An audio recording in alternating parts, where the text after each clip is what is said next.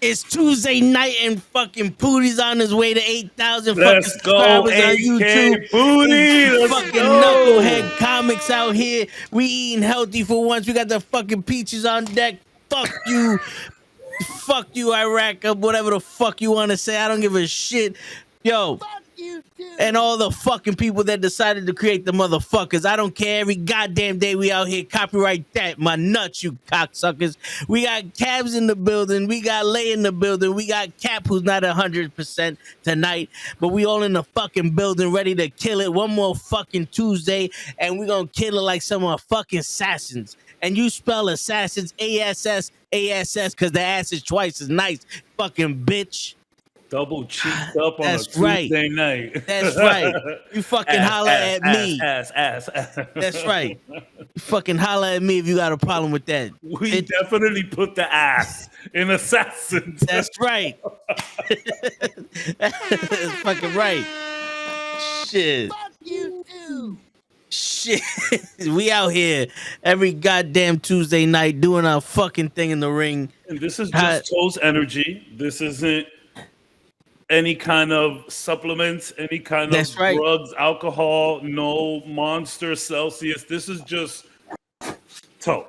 That's it. That's it. That's how we fucking do it in the streets, I had man. that. I wish I was able to have. You don't drink coffee either, right? Not really, nah. Just soda. I wish I had that energy without coffee. Not shit, man. Not yo, dude. It's just it's one of those. I can serve it and then flip the switch and say fuck it and just throw it out on. I splooge all over the fucking viewer's face. Splooging all over the place. You know what I'm saying? Energy. Keep splooging your energy. That's right. Yo, and speak. Go ahead, Cap. I was gonna say, you want to see his energy? Be in the car with him on the ride home after work and see his. Oh, energy. I could imagine. I could imagine on the way to work too. Oh, I could imagine both scenarios. You think he's high energy? He's more like Jesus. Take the wheel. Yo, but I drive better asleep than I do than 90% of the motherfuckers on the cross Bronx do. I'll tell you that shit. Yeah. We can't go a fucking day on that highway without somebody crashing into somebody else. Motherfuckers. But yo, Lay has been trying to implement some parts of the show, like some toes tips, toe tag tips, some cabs consultations, so you know what I'm saying, Lay's thoughts, some shit like that. Some little segment. So here goes a little tip for everybody out in the streets. You know what I'm saying? For everybody out in the streets. Listen. No matter, fuck yourself. Sorry. Listen, at the end of the day, you go fuck yourself, right? Because that's the way life treats you. But no matter how hard you push and how far you think you're going and how much you work at something, it takes forever to get to you. You know what I'm saying? And the more you count the days that you don't have it, the further it gets and the harder the road is. That's a fact. And sometimes the road looks so hard that you want to stop walking on the road, and sometimes that road might be life. And I'm telling you now that you don't have a choice. You don't have a choice. You got to keep walking. You got to keep walking on that road, whether it be getting to where you want to go, fucking just getting to the next day. You know what I'm saying? There's a lot more that means something out of your life that you don't even know. You mean a lot more to people that you don't even know, and it's like, don't look at the end.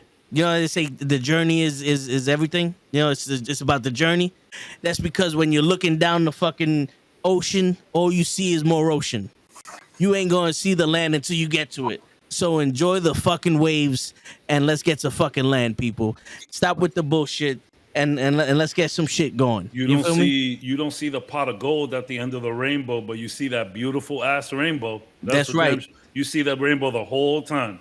That's right. One of my favorite quotes of all time, I mentioned it here, Winston Churchill. If you're going through hell, keep going. That's what are it. you're gonna stop in hell? No. Yeah. Don't stop in hell. Keep moving. You get out of there. You get out of there. Yeah. Great tip. Great way to start the show. There you go, man. Cause I had a battle of it myself. You know what I'm saying? You know what that means. Yeah, that's it. Shit, I'm not even gonna lie to y'all. You know something? I said this shit on Friday. Well, on Saturday, I said it to Krills. I say it to y'all. 2 weeks ago Saturday, it's like 2 o'clock in the morning. I'm fucking deprived of sleep. I'm watching TV, catching up on my shows, and for about 15 minutes, I had no motivation, no nothing, but for about 15 minutes, my mind told me to end it. You know what I'm saying? For about 15 minutes, I was convinced that was it. My thoughts were contradicted. I was having a battle with it, but for about 15 minutes, I was there. You know what I'm saying? And that's fucking scary that it just pops up out of nowhere. That is scary. You know what I'm saying? And it's not like shit is difficult. That difficult. You know what I'm saying? But when you dig a hole, you're gonna get a ditch. You know what I'm saying? So Facts. And people don't say that shit enough. Like, we want to talk about men's health and all that. It's just mental health for every fucking body. Facts. Sometimes people get into their own fucking heads and they don't know how to get out of it. I'm just dumb enough to get out of the shit. You know what I'm saying?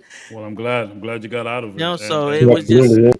And I appreciate you sharing, brother. That's really brave of you to do that. It's not many people that'll do that, bro. Nah, I hear you, man. And something, I if I could do it, then everybody else could do it. Facts. And I'm glad you got out of it. I'm glad that you're here, and I'm glad that you're sharing. And I might be busy, but I'm never too busy for that call. Nah, I hear you. I might be very busy. I got shit going on. The job, the kid. The kid is a superstar baseball player. But if you ever text me, yo, I'm going through some shit, I need to talk, I'm there, brother. That's on everything. Appreciate it. Yeah. On that note, assassins. Word. Sorry for making the transition sound weird, but hey, that's what we do here, bro. People, I think what Toe's trying to say with the tip of the day and with the story that he just shared with us is that this is a safe space. The knuckleheads will tell you flat out to your face, go fuck yourself. But that's because we feel that way about everything and everyone. We say it to each other all the time.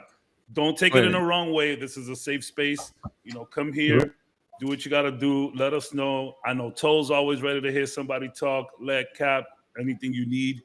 We say it all the time. But at the end of the day, this is a place where you could come through, be you. That's the motto. It's been the motto for quite some time now. And I'm glad that you shared, brother. Thank you, normal guy, for being in the building. If you see Tariq in the comments, you should probably tell you can be yourself. Yeah. If that's not proof, there's nothing held back by that guy. So if that can't tell you everything, I don't think you can get it at this point. Yeah. Word. Where he at? That motherfucker on Black People time. He gonna be here at fucking 11:30. Well, he says it himself. Yeah. He does. He's gonna be like, I come in when I can. What? Yeah. Word. Yeah. Man. Do we have a question today? So, do we have a question today? I didn't have a question, but I did have some good news for us. Okay. This is a weird segue from the genuine moment that we just had, but yeah. So how we touring around with doing a one shot for a role playing thing. I had just purchased the test play edition of the Marvel role playing game. Oh. Yeah, and I've been reading through that, and I know, Cabs, you said you wanted to do like a campaign and shit. Yeah, I'm done. Nothing than us to create our own, run around with the Marvel superheroes, because it literally takes place in our own canonized universe, our own little space in the Marvel fucking comics. And in this universe, it was Sylvie's fault. No. I'm just gonna go ahead and my say universe. It is your universe. You're the DM. My bad. In my universe, Sylvie's like God tier. Where do we have and Krill? Star-Lord Where do we have Quill in your universe? He doesn't exist. T'Challa is Star-Lord in this universe. Yeah. Say less. No, Say but less. yeah, but on a serious note, I've looked through how to play, how to make a character. It all seems fucking fun, simple as shit to play. I've already started writing some shit for it if we ever get there. Cool. Very cool. I'll take that. I'll take that over a question. That's great news. Word. We're gonna be superheroes. And the good news about it is you only need 3 6-sided dice. Okay, cool. That's all you need. Cool. I remember was watching the Rumble. He was telling me, he breaking it down to me. Yeah. You know what I'm saying? So I wish he told me. I was like, I'm in. I got a character to make. I got 2 of them. So I'm in. Call me. Go. Once he sets that shit up, we definitely gonna have we're gonna have to have like one day out of the week, out of the month, where we just doing the campaign. Yeah. Hell yeah. Hell yeah. Say less. I'm in. Word. So show might come on today, and that's a very loose might. You know what I'm saying? 11:45. Yeah. 11:50. Yeah. Right at there, the twilight hour, right there. Yeah. Yes. that might be the extent of him showing up, or he might actually show up himself. I got gas. I thought that was a segment right there. I thought he was here the whole time. I was like, yo, okay. There's always new sound bites of show. Yeah. So when I hear one that I haven't heard, I just think it's him. That's not far off. You know what I'm saying? You have really good freaking quality on that thing, man. It sounds crispy. Sounds it's like in my headphone, like literally him right there. Yeah. That careless whisper thing is still my favorite. Oh, that's the best. Careless whisper. Yep. Hilarious. We was watching a wrestling match with some of the women, and we're all just quiet, and all we hear is yes. So I went back on while we're watching the shit. I went back over to YouTube and I cut it without nobody knowing. That's so good. That's so good. That is good, bro. I was like,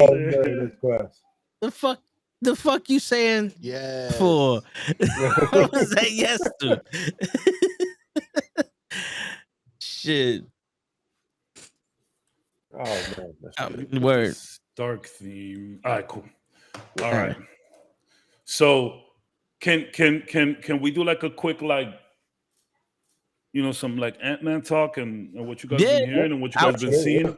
Yeah. So I've been hearing some positive reviews, but I don't want to get ahead of myself, of course.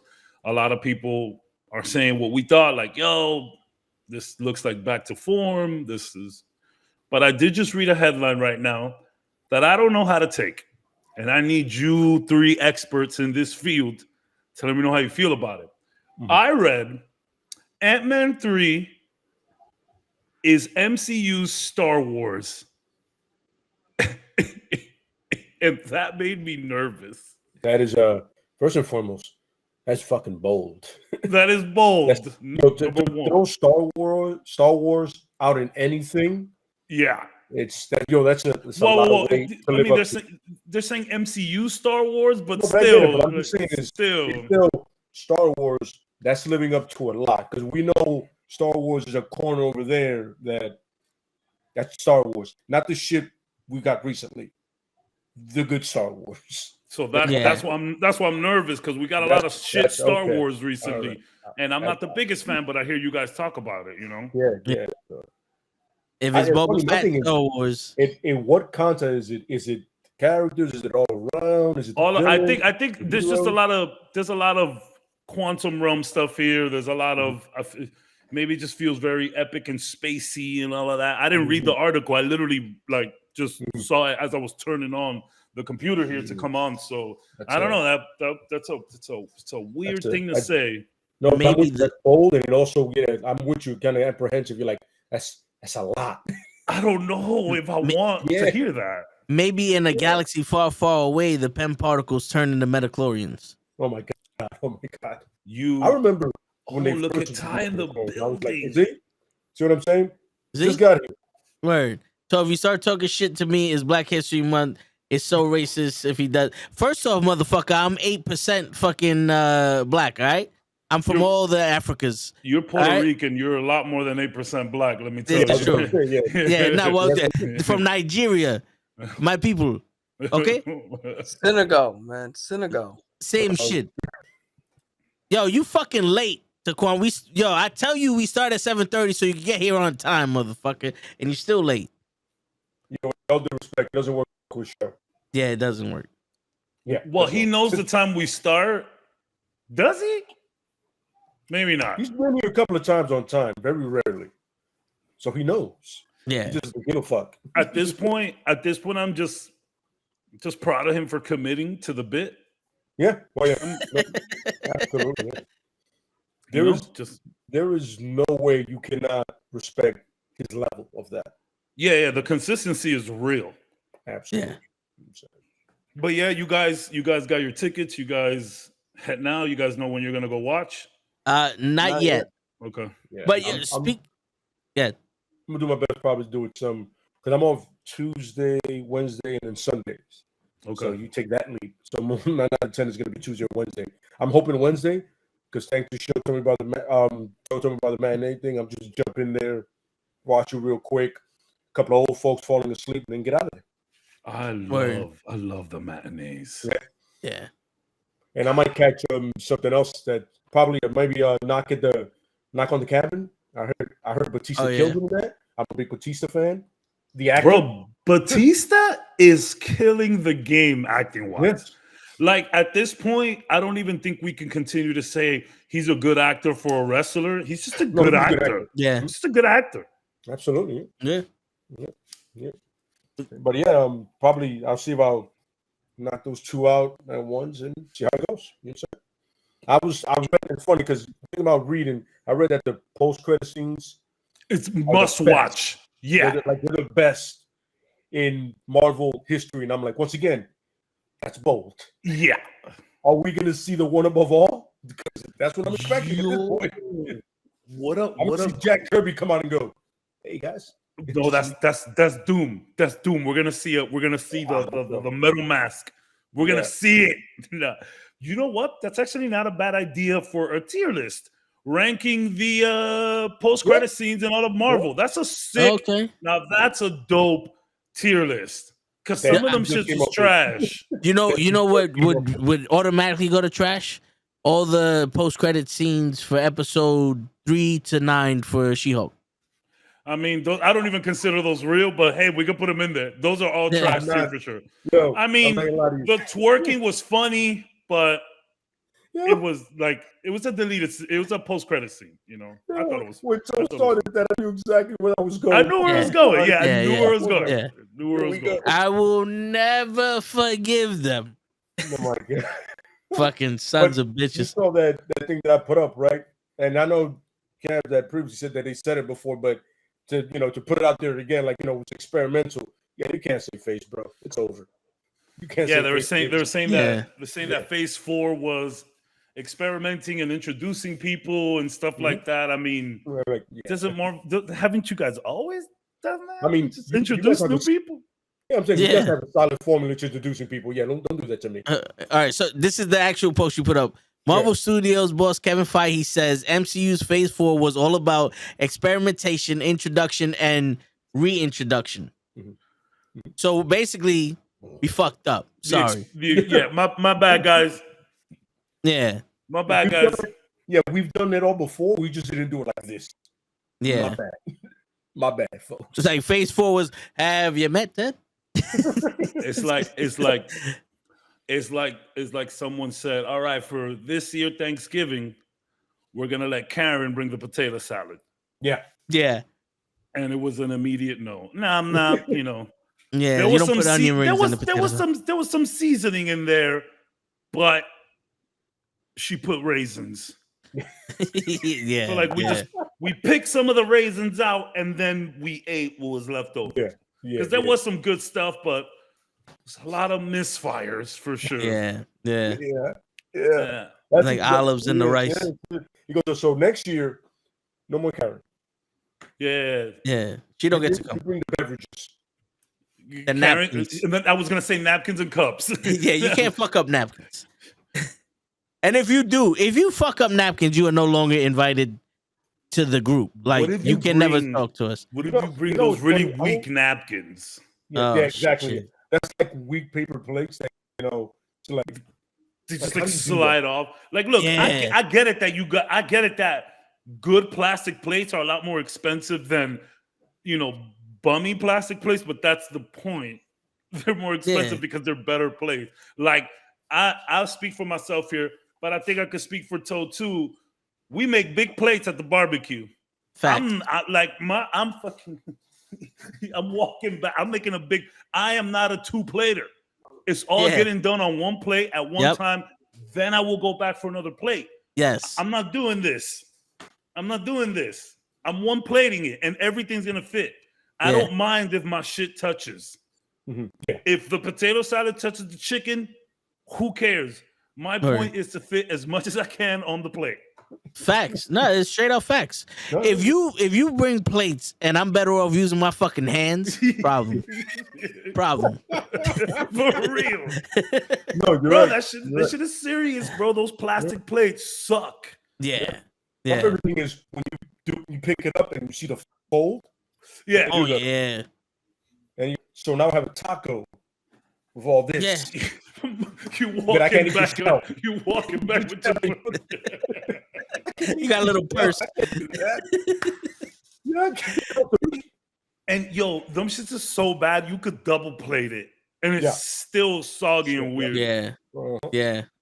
And then I hate that shit too when you be putting rice on those like pizza plates and like half the rice is stuck to the plate. Like, yo, is the plate eating this shit or am I eating this shit? Like, what's going on here? The fuck is this? And now you don't have to get because you have the really like the tough carton like ones, the tough like they're they could take weight. And then you have the solo cup one, the solo cup material plates. They're like fancy and red. Like you don't gotta do those. If you do those though, just know that you invited to the next one. Yeah, you don't because you got money. You know what I'm saying? You don't gotta do those, but just do the ones in the middle, the strong cardboard ones. Those are good. Yeah, they kind of like they have like a little indent to them. Yep. It's like they come down slightly so that you can pack everything nice. They're good with foil. Bro, try wrapping foil around one of those cheap plastic plates. Oh, no. All your food is on the floor. It's gone. Absolutely. Oh, you know what's worse than that? Those fucking foam plates. Yeah. Foam plates are okay because they could take the pressure, but I don't like small as shit. They're really small, and like if you scoop one and it just I don't do well with that shit. And the fucking forks. Don't get those forks that they're like fucking toothpicks. They're so fucking thin. You eat the fork. Yeah, I've done that shit before. You get the fork and the fork fucking comes out. It's like the fuck. Absolutely. I had one break off in the food, and then I realized I'm chewing it, and I'm all like, "How nice." Yeah. The fork it's in the food. It is for that reason that at barbecues I try to eat handheld items most of the time because of that. But I mean, if you got the potato salad, if we like at a function, like in a like a Sweet 16 or something, right? Yeah. I'm very nervous with the forks. You're gonna see me do one of these. Yo, I'm telling you now, and I'm letting everybody know. Taco thing there onto this, Oh yeah. You're gonna just like it. I'm letting you know we're gonna do another barbecue this year. So yes. I'll let you know. I just gotta make sure, like, as long as you know what, even if I have my son, I'm taking him with me. Yeah, he's invited. I'm taking him with me. Yeah, even if I'm taking him with me. Sit. That's how we do that. Bring your son some cocho.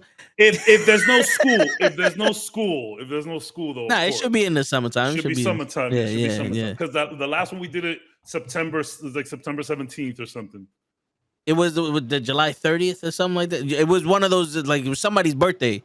Oh, okay. I remember it was somebody's birthday that you. I thought it was September. My bad. Yeah, no, I remember I gave you like multiple dates, and you was like, it was this guy's birthday and this one, and then Kenny had to go to Massachusetts and all that other shit. I'm there. Yeah. I'm there. But how are you on the grill, Toe? Are you a grillman? Yeah, people like my ribs that day. I have to get a better grill because that grill fucking sucked. Like the grill at the park, it was burnt through. So it's tough to just keep a grill though in New York, man. Yeah, it's tough. See, here everybody got a backyard. I mean, I live in an apartment, but I could put it in someone's backyard, put a tarp over it for the rain, and we good. You know? Yeah. Nah, I hear you. But yeah, Cat made these burgers last time that everybody loved, and and listen, I'm not one of those guys. Don't touch my grill. If we cook together, I don't give a shit. You know what I'm saying? But yeah, man, it's just. How do you feel when someone is like behind you, eyeing your process? How does that make you feel? I had that before. Mm-hmm. Like there was this chick. We were over at my boy's house. I'm cooking these steaks. It was her birthday, and she's like, "Oh, I like my food like this," and she's all up in the shit. I said, "Don't worry about it. I'm gonna teach you some shit." I'm cooking. I made it the way I make it, and she ate it. She was like, "Yo, that shit was dope." I said, "See, if I'd have listened to you, that should have been trash." Now shut the fuck up. Trust the process. Yeah, like if I ask somebody, no problem. But if you over here do that, like no. Look at the kids over there. They need your help. One of them is bleeding. I got this shit over here. Yeah. But it's hard to keep a good fucking grill. We had when I lived. This was a few years ago when I lived with my brothers. We had the crib or whatnot. We had a nice little backyard. We had a Traeger. Those are okay. I think it was a Traeger. I'm not sure, but it was pricey. And maybe we used that shit like 3 times. Damn shame. Yeah. What happened was we started getting into like frying turkeys and shit. I don't ever want to eat turkey again. We fried so much turkeys that year. And I hate turkey, bro. I don't like turkey anymore. Nah, shit. I hear you, man. Stank ass chicken. Right before that barbecue, I was looking up videos and like all the techniques to have the barbecues and all that shit. And it so much so that I was learning the fucking different zones. Like you have the charcoal on one part of the grill, and then the other part is off heat and all that other shit. I didn't do it then because, like I said, it was burnt through. So most of the coal was like once it melted, it went to the floor. Yeah. So I had to just keep. But yeah, man, I was learning some techniques with that shit. Yeah. But yeah. I know you can hold it down. Yeah. Shit. I don't get this body by waiting for the bus. You know what I'm saying? I mean, yo, listen, man. Like if you cooking, I would like you to be at the very least portly. I'm sorry. This is what it is. Yeah. I don't want the skinny person cooking. Now, I'm not saying that all chefs are whatever, like overweight or big, or I'm not saying that, but if we at a barbecue, I need to see you at least 170 plus, bro. 150, my bad. That's big. 150. I need to see you at least 150 plus, bro. You know what I feel confident with? 2 things. One, like a sweat towel. Oh, yeah. Yes. The sweat towel. It's important. It's key. Because I know it's 2 things. You came with that from your walk. It's already there. It's established. And then 2, I need to make sure that you're like, yo, kind of close. Yeah. Might knock something down. Close. I need that. I need the peripheral to be faster. You're my man. A little bit, bro. And then right on the shoulder. I need that so I can feel safe. If you grilling and you not sweating, something wrong. Yeah, absolutely correct. That's correct. Unless you're toe, because toe don't sweat. Very, very, very rarely. Yeah. It's got to be some real shit. Like physical exertion. Yeah, no, I'd be fucking burning. Like, I had my face like this close to the fire because I had to move the fucking coals so that way some of them can get hot. And I'm like, yo, I feel like I'm gonna show up with like half my face black and the other half is normal. Like I feel like I was tanning. I sweat, bro. So and we'll get into it. Sorry, you know how we do, y'all. No, yeah. So when I was like 2 jobs ago, I didn't have a car, but I was really close to work. I was like, I would say like a 10-minute walk. So it was lit. It was light, bro.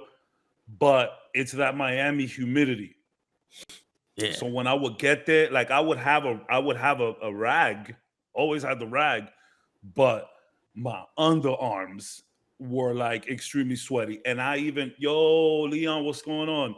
I had the spray deodorant that was like 72-hour protection against sweat. I had them shits as fucking, I would take 2 of them shits fucking, and didn't work. So bro, this is maybe TMI. I used to, on the walk to work, I would stuff napkins under there just so it wouldn't be that bad. And then when I would get to work, I had like a little fan on my desk, and I would be like this. I would like, put the hands over so like it's just hitting the things. I sweat, bro. I sweat. I get like quick. Like you like the first thing I feel is pause, but the streak down the back, and I'm like, I just know I gotta like, That's why people tell me all the time, they're like, but you hot and you sweat, but you wear an undershirt all the time. I'm like, if I didn't wear this undershirt, you would be able to see through my shit with the amount of sweat. Like, trust me, this is out of necessity. Yeah, I sweat. I sweat. It's unfortunate. When I was drinking water before they decided to try to fucking kill me, the vegans would try to assassinate me with the water, bro. Let's just keep it 100. They might be on this list. Water is not exclusive to vegans. Hey, listen, water, I don't think the water made my list of assassins, but I get it. Hey, but they tried. They tried though. We're going into it. First, they first fucking assassin. tried. Water. Yeah, they fucking tried. But yeah, when I was drinking water heavy, I was in this fucking gym playing handball, and I swear to God, my entire shirt was soaked to the point where I had to wring it out. Like, it was so soaked I couldn't put it back on. Yeah, I've been there. I think that might have been the most Puerto Rican line I've heard ever come out of your mouth. God, son. You said handball. Oh yeah, I was a big handball player back in the day. Puerto Ricans do love them some handball. That's a fact. That's a fact. Anybody here says it's racial or whatever, go right now. Go to West 4th, the handball court next to the basketball court, right on the other side of it. You only see one jersey that's a Puerto Rican flag. Yep. With netted. I swear to you, I will put down any amount of money and be like, tell me I'm wrong. It's a fact. And you got the big pun. You got the big pun song 100% playing on repeat. Yep, absolutely correct. Absolutely correct. Oh, you got some Hector Lavoe. That's what I was gonna say. Yeah, it's a fact. Some salsa right after the hip hop. It's not a genre playlist. It's a Puerto Rican playlist. Yeah. You're gonna hear some big pun followed by Hector Lavoe, and then you're gonna hear some freestyle. That's just that's it. And it's those 3 genres in rotation with the occasional hip hop, like other joint, like new joint. You go from Diamond Girl to Celia Cruz like nothing. You're gonna Lisa, just get ready for it, man. It's gonna happen. That's it. Enjoy yourself. And I'm telling you, it will not fail. You go over and go, there they are. Normal, what's going on, bro? It's like Orchard Beach. No one goes there for the water. Yeah. They go there for the handball because they play paddleball or handball. Yeah, that's it. You know that they don't play nothing but handball there when they still got the nets up for the basketball court. Yeah, fresh. Yeah, waiting for a ball to go through that hoop. Like, abuse us, please. Yeah. And no scuff marks on the ground. Just clean court, bro. Yep. That's so funny. Yeah. Oh, man, shit. We used to play that block handball. Well, they call it Chinese. They call it Chinese handball. Oh yeah. I don't know why they call it that, but that's what we went with. Chinese handball, where you bounce it on the floor first. Yep. Yeah. And we did that too. Yeah. We wasn't always allowed to leave the block. Yeah. For sure.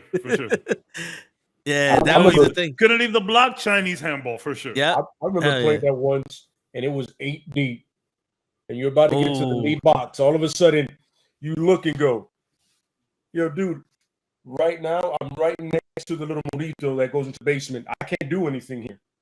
Yeah. I can't. What am I gonna do here on this corner? Nothing. Like I'm gonna get hurt if I move any which way. Yeah, those fucking those Chinese handball games were intense. Yeah.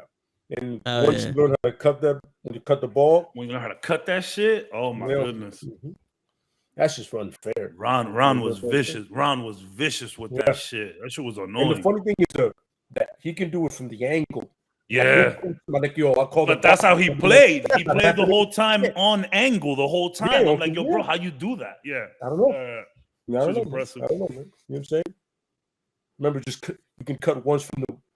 If you can do from the last box of the thing, then you move up to the first box. That was the goal. Yeah. If I cut from there to there, then I'm like, I gotta get the first box. So it didn't really work that often. I wasn't the best player. Yeah. It's funny because speaking of handball, both my assassins that I bought today have deal with the hand. What? Both of them. Or have been affiliated. It's not Elektra. But hey, as much as you guys want to hate, she is up there in terms of like top assassins in Marvel. She's there. Definitely, I mean, she was at one point in Marvel, period. She was the greatest assassin they had. Let's forget Elektra from the show. Yeah, exactly. The one and the movie. Yeah. The Ben Affleck movie. Those old superhero movies do have a place in my heart, though. They're like, it's this fun. It's like a train wreck that you can't look away from. You know what's fun? They always did that one thing that was cool, like the raindrops. Him seeing through the echolocation. They get one thing. Yeah. And the song made no sense to be in the movie, but the song. Yeah, the soundtrack. The soundtrack is good. It's just good for the movie. I'm sorry. We're not gonna get into it. It's like Batman Forever with the Seal song. It's like, where did this come from? But it's an awesome song. First of all, it makes the movie. Yeah. I hear that song. Yo, I swear to God, I can. You know what's funny? I don't know if watch that video. Yeah. The video in the movie. I'm not gonna lie. Yeah. For some reason, Seal with his shirt open, his silk bath robe doesn't bother me. Yeah. All right, I get it. You woke him up out of bed and there's a posh hotel. He came down and said, I can sing a song right now. Let's do this. Word. Seal was always ready. Oh, yeah. Yeah. He was always ready to chill, do an interview, or hit the studio for sure. My man had one type of clothing. Do your thing, Cap. Do your thing. If you just yeah. But if Seal was out, he was ready to go. Yeah, Cap's medication is starting to kick in, and we're here talking about Seal. I feel bad, bro. I feel bad. Damn. But okay. I guess we can start now. I would have really loved to hear his though. Yeah, yo, real quick, another assassin is AMC movie theaters. Yo, you heard about that what shit? Happened? Yeah. Yo, but don't sleep. Don't sleep. The irony, right? The irony of everyone hated sitting in those front seats. Those will be the first one filled nowadays. You'll see. Yeah. Because I'm just gonna be $2.50 on a potato. Yeah. I'm just gonna be cheap. Nobody want to sit there. That's gonna be the most popular seats. Middle, dead middle is gonna be a problem. Oh yeah. You know what the crazy shit is? I foresee people buying those cheap ass seats and then sitting in the middle. Oh, for sure. You can't monitor that. Yeah. You can't like monitor you would have to go outside and be like, yo, somebody's sitting in my seat. It's gonna be a whole lot of wish a nigga would. Yeah. There's gonna be you. This might fall flat on their face for real. Yeah, especially with the Regal around. You know what I'm saying? Like that's just gonna give more money to the Regal. And more people are like getting into those like fancier movie places and the fancier movie experience. Cause it's like, yo, nowadays it's like HBO Max is there, Disney Plus is there. There's so many services. Yo, Black Panther's already on Disney Plus. Yeah. Feel me? These movies hit the streaming services so quick. And I presume that it's only going to get quicker. It's going to get to a point where we have side-by-side releases on these fucking streaming services. So it's like, I don't know what you're trying to do here. Y'all remember the Movie Pass, right? Yeah. Krills put me on some Movie Pass a while ago. I had Movie Pass. Movie Pass was great. I think we need to go back to. I think we need to make a Movie Pass that works. Yo, apparently they're starting a beta program for Movie Pass again. Yeah. Naughty got a invite to that beta. Oh, nice. Yeah, I got an email on it too. I was like, yeah, I fucking destroyed my soul the last time. Yo, because that Movie Pass, I'm not gonna lie, almost every day I was in the movies. I abused that Movie Pass. Yeah. I saw movies that they shouldn't have been made. I saw movies that I would never see. Yeah. Just because it was free. Like, fuck it. You making money off of me with the popcorn and the soda. Yeah. You know what I'm saying? It's like, shit, bro. The ticket is what? $14, $15, $16, and then the soda and the fucking popcorn is like $30. It's like, bro, you just made 3 tickets off of me. Fuck out of here. You buying a bottle. Yeah. You buying a bottle. Yeah, it's a bottle. Like, yo, son, I'll never forget having Movie Pass. I was still living in that place. I was in a new job, still very close to my house. I didn't have a whip though. I would walk home and pass by the movies all the time. I would look at the time. If there was something coming on in 10 minutes, just go right in. Movie Pass. That's it. Boom. That's it. I remember one day I watched like 3 movies off that bitch. I was off. I didn't have the baby. Nobody was bothering me. It was just watch movies all day. It was great. I love that. Especially started matinee. I think I got into the movie. It was early. It was like 10:15 movie. I got out of there like at 6:30. Yo, I was watching movies all day. It was so fun. Yeah. Let's make Movie Pass great again. Hell yeah. That's what we need to do. If you do a Movie Pass for a place like where I want to see Black Panther, Wakanda Forever, like the Alamo, where they serve the food and the drinks and it's like a table there. Shit. That's gonna be $100 a month though. But the funny thing is, when you get the all service together and you see what it's worth, and the fact that nobody's really sitting next to you, and if they're next to you, they're really next to you. No, you know what I'm saying? There's that gap. I'm like, I'm really not mad at the situation. There's like both of you guys got armrests, and then there's a small sliver in between the armrests. So your elbows ain't even touching. Another thing is, it's not like 100 people. Like I think the max is 30.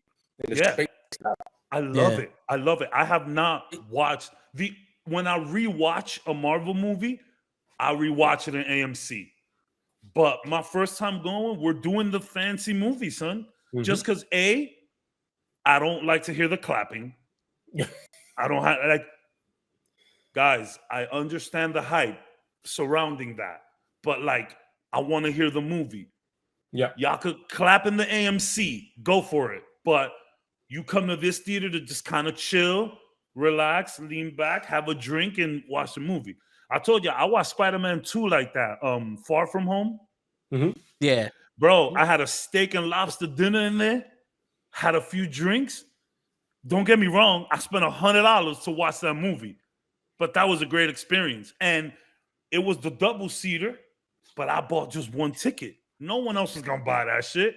So I have both them shits. And yeah, there was space. There's space. You could sit there comfortably, but still. And this movie theaters, they do it by sections. It's 2, then 2, then 2, and then space in between 2. But like 24 people can sit in there, tops. Yes. I love that shit. I will give you $30 to watch a movie like that. No problem. Yeah, that's worth it. Mm-hmm. The first one we saw was Bullet Train on that one, the Brad Pitt one. I gotta watch that movie. And the funny thing is the movie it's good, but the experience the first time we went there made it better. Because I was sitting there, great burger, couple of old fashions, watching a movie, enjoying myself. Fuck yeah, I love it. It's expensive. It's pricey. Don't get me wrong. Walking out if you're going dolo and you want to be conservative, mm-hmm. you can get out of there with $50. Yeah. The meal and the ticket and the mm-hmm. tip. Mm-hmm. If you're going dolo and you want to have some drinks, mm-hmm. upwards of $85, $90, $100. Possibly, yeah. If you're going on a date and y'all drinking, that's $200 plus for sure. The tickets alone is $50, $25 a piece. And then a meal, some drinks. At the end of the day, you sit there, you have the experience, completely worth it. You know what I'm saying? I love that it was because good. Then when I saw Wakanda Forever, it was better. Word. It's date night, movie and a dinner put together. Yeah. You get to get home faster and like chill there. You know. See now to me, that would make the AMC ticket prices go up worth it. Like if they turn around and said this section right here costs more because you get your own like liaison. Mm-hmm. Like if you want something to drink, you tell the dude he gives you a drink or more popcorn or whatever it is. You don't have to get up from these seats. I would pay more for that. Not just because it's in the middle. Guess what, bro? I could see the same screen on the side. You know what I'm saying? Like I'm not paying the extra $10 to sit in the middle when the side works. The only thing is I'm not sitting in the front. Fuck out of here. No. Fellas, one quick sec. Yep. Shit, No, I've done the. Yeah. And I was like, yo, but that's because we literally decided 1 minute to the next, yo, let's go see this movie. All of a sudden, we're on. Yeah. This is a bad choice. Yo, we saw X-Men. We saw X-Men First Class or Days of Futures Past, one of them. And it was one of those, like, we got there late, so the theater was packed. There was only seats in the front row. I sat down, I went like this and said, fuck out of here. I got up, went to the middle, not the middle section, but went to the upper section and sat on the steps. I was like, yo, fuck that. I'm just gonna watch this shit here. I'm not doing this. For that, give me my money back. Like, what am I seeing? Like, it's not like I could look up fucking Mystique's skirt or nothing. It's just like, I'm just seeing a fucking flat picture. Yeah, it's like, that to me, that's what made me go, yo, I am never going to a movie theater without having a seat. Without having a seat fucking registered to me. Fuck that. Reserve seating helped tremendously with that. I remember going to see Halloween, the new one, not the first new one. Okay. The first new one. And you're literally going up there, and I'm like looking, and I'm like, that's our seats. And I'm like, it's time. You're in our seats. The dude's like, excuse me, you're in our seats. And he goes, oh, all right. And then the completely leaves, and I was like, so homie, I'm pretty sure your seats are like right behind us. Yeah. Yo, that happened a couple times where somebody came up to me, was like, yo, bro, you in my seat? I was like, no, I'm not. I showed him the picture. He's like, yo, what? And I was like, yo, bro, I'm in G, you're in H. And they, like, let's get the letters right. It's not always about the numbers. Let's get their letters right. Yo, Bad Blood, refresh the page if you can't hear us, bro. That round table is Bad Blood. He's one of the. He's actually an independent wrestler that, you know, lays like, yo, you just full of problems today, Bad Blood. You come in here critiquing our shit. Thanks. Yeah, you know, just come in here. See, he's trying to be an assassin. It's a great episode to come into. Word. Yeah. I hope that the movies could get it together because I still enjoy the movie experience. Yeah, I was born and raised on going to the fucking movie theaters. Like, I would still, if they came out and it was like, yo, you could either watch it in the movies or watch it on Disney Plus. It might be one of those things where it's like, all right, I'm gonna take the day off and go to the movie theaters and watch the matinee and then watch it with the family at Disney Plus. It depends. It depends the movie. Yeah. But nowadays, I am more inclined to stay home. And watch the movie. Round table. We're talking about before we start the real topic, assassins in comic books. We're talking about AMC charging different pricing for different seats in movie theaters now. Yeah. Which could just be a heap of problems, but I wouldn't even doubt if that shit never launches. Or like if it just goes straight down into the ground. You know what? I can't wait for the beta version to start and that first Karen, or what's the name for the guys that they have? Kyle's. Kyle? Oh shit! I didn't know there was Karen and Kyle's to literally lose their shit and they go, well, now with Chad, that's good. Chad's good too. Yeah. You know what Chad reminds me of? Polo shirts. Chad is yes. With khaki shorts, polo shirts, khaki shorts, and tennis shoes. It is a country club name. Yes. With the shoes with no socks. But anyway, with a fucking lemon water and a golf club. Yes, there you go. So, and I would just like to say that Dominicans And all Caribbeans, while we're at it, get a bad rap for the no socks in the shoes. Yep. Everybody does that from Yep. all over the world. Absolutely. People do that. The shit ain't just Dominicans. It ain't just Puerto Ricans. Absolutely. Well, everyone does that. Yeah, I need socks though, because my feet be sweating. My feet get yeah, can't do that. You know what I'm saying? But I can't even wear flip flops. Complaining for that, it's gonna be hilarious. When I have a saying. I have a saying. If your man feet don't stink, you got a girlfriend. It's a joke, guys. It's a joke. It's true though. Like, bro, I was having that conversation, right, with some of the dudes at work. This was my last job. We used to have to dress up. So we had it was business casual. So I would wear dress up socks, like, shoes. Like, bro, 3 hours in them shits and my feet are sweating. I don't know what it is about the dress up socks, but like I'm coming home funky feet every time. Like, like with the dress up socks. Now, regular socks with my regular sneakers that I spray them, and I don't wear them all the time. I don't wear them every day. I could come back home, I'm chilling. But like dress up socks with shoes. It's something about the shoes. It's funny, no matter how much they try to make shoes breathable, it's almost impossible to make shoes breathable. You can't. Shit is impossible. Son. I got boots more breathable than shoes. Absolutely. Yeah. Boots. You know what I'm saying? I can run laps in boots and not sweat them. But the moment I put on shoes 2 steps and I'm like, Jesus Christ, I feel it. Them Timberland field boots are a great example. Them shits was like, those are boots that you can put on sports mode. Yeah. Like if you needed to book it in some field boots, you could. Construction, some butters, you might have a rough time. But I used to play handball in them shits. With shorts and a Yankee jersey.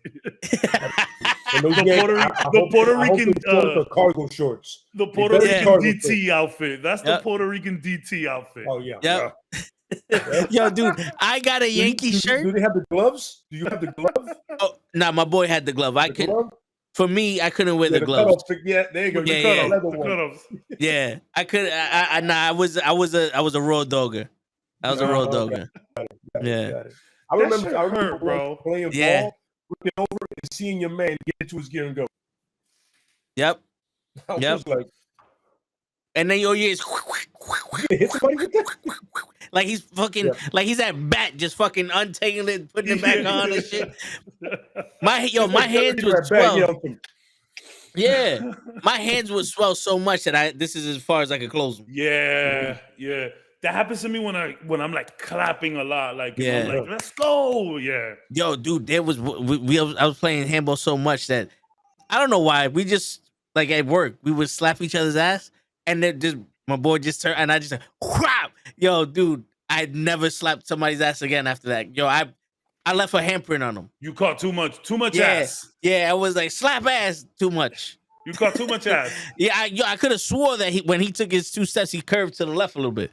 I put a cut in that motherfucker. I'm not on your team. I had a friend that would do that. I had a friend that would slap ass. It hurt. It would hurt. And it was part of the joke. And I would always be like, I'm not on your team. But that just kept fueling him to do it more and more. Yeah. But shit, it was the left cheek though. I mean, I'm right-handed. You can bloop. Yeah. That left cheek. That's how it would work. Word. That's how you get the most psh on it, is because it'll be a left cheek and a right hand. Yep. I think now it's just a good time to start the podcast. Yes. I'm very excited about one of my assassins, though. Yeah. And I'll tell you why. I'm going to start it off. Go ahead. Round table, you came at a great time. It's a pleasure. Thank you so much. I don't think I've had the pleasure, but I've heard great things.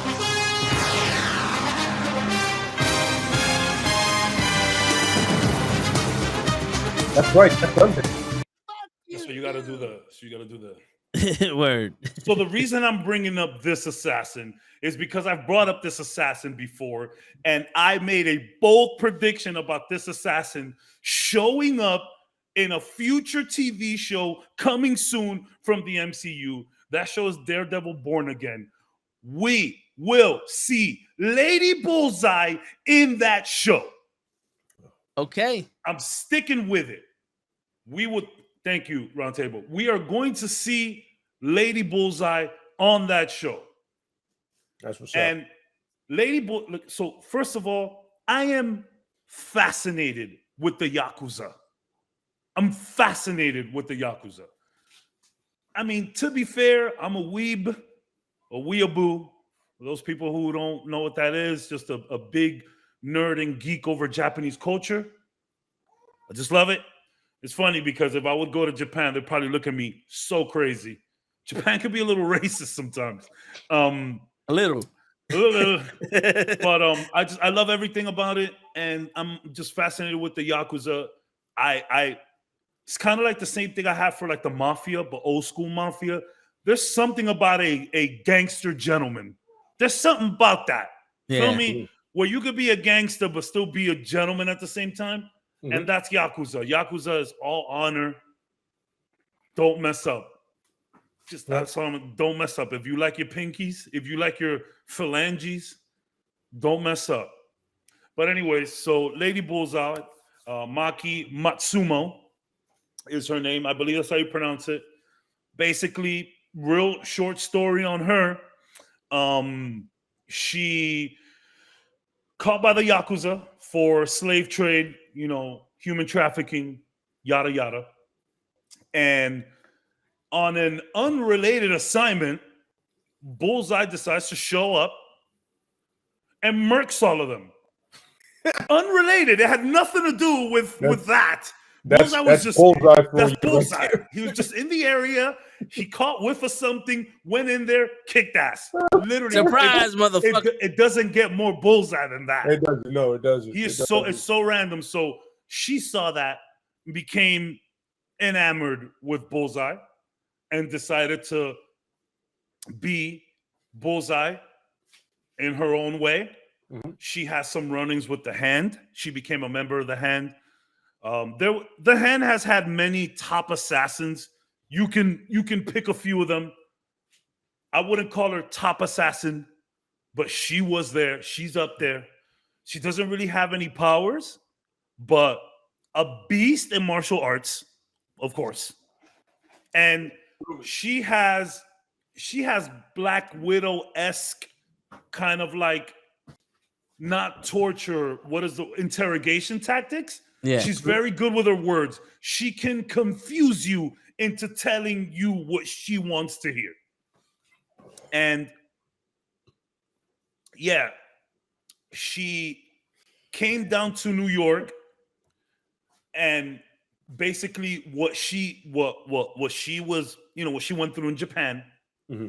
She came to New York to try and stop that too. So like she ends up here in New York, and like women who are being, human trafficked and all of that, she stands against them, and she runs into the Daredevil, of course, and we have a little rivalry there.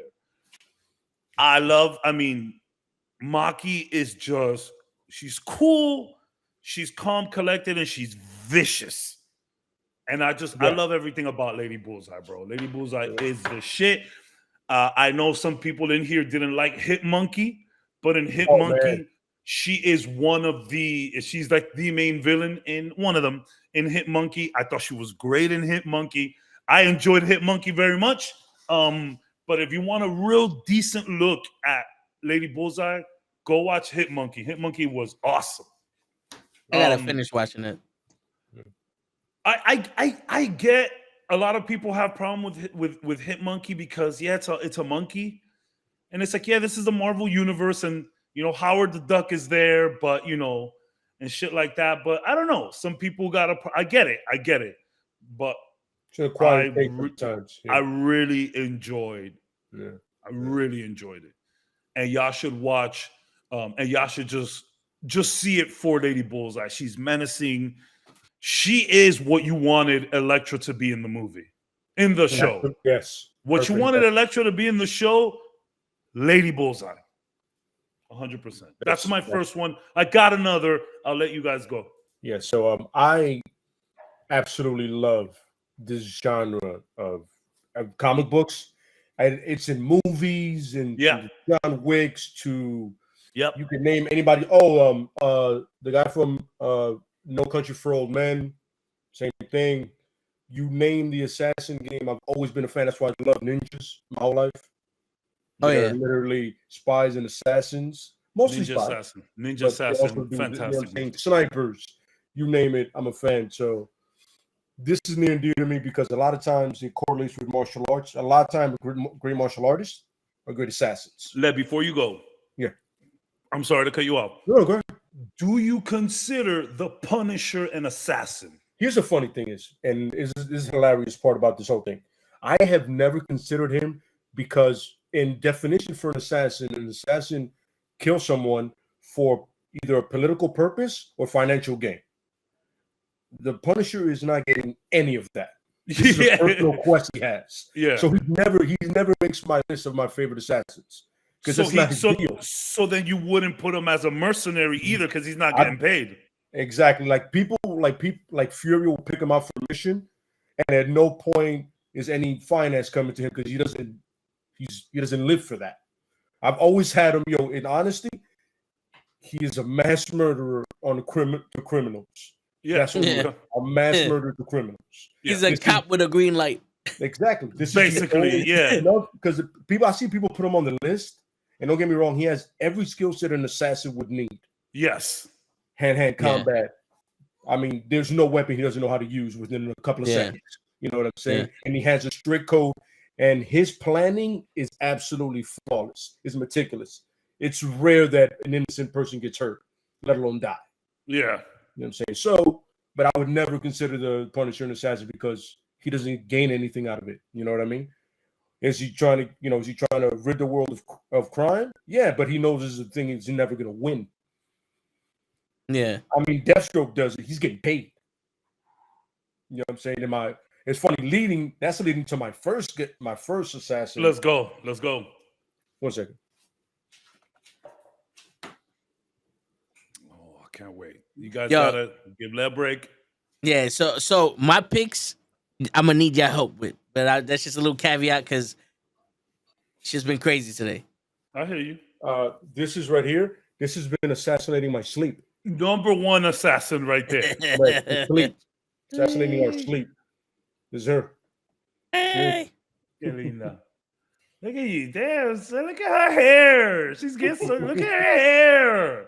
Yeah. We get some hair. Yes. Yeah. So the first one, and I just like them. Same thing of the Punisher is he follows his contract to a T, and that's Lobo. Oh yeah.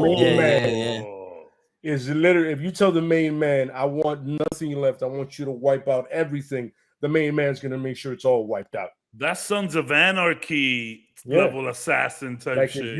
If you got the coin, the main man will take care of it. And the fact that he refers himself in the main man, and he can take on guys like Superman, Martian Manhunter, he goes for whoever.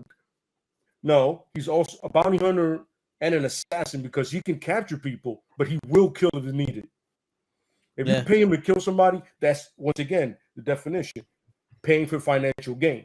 Mm-hmm. And like he says it, if you got the coin, I'll do the job. No problem. You know what I'm saying? Now, if you want him to capture somebody, he can do that. But he's also an assassin on the other end as well.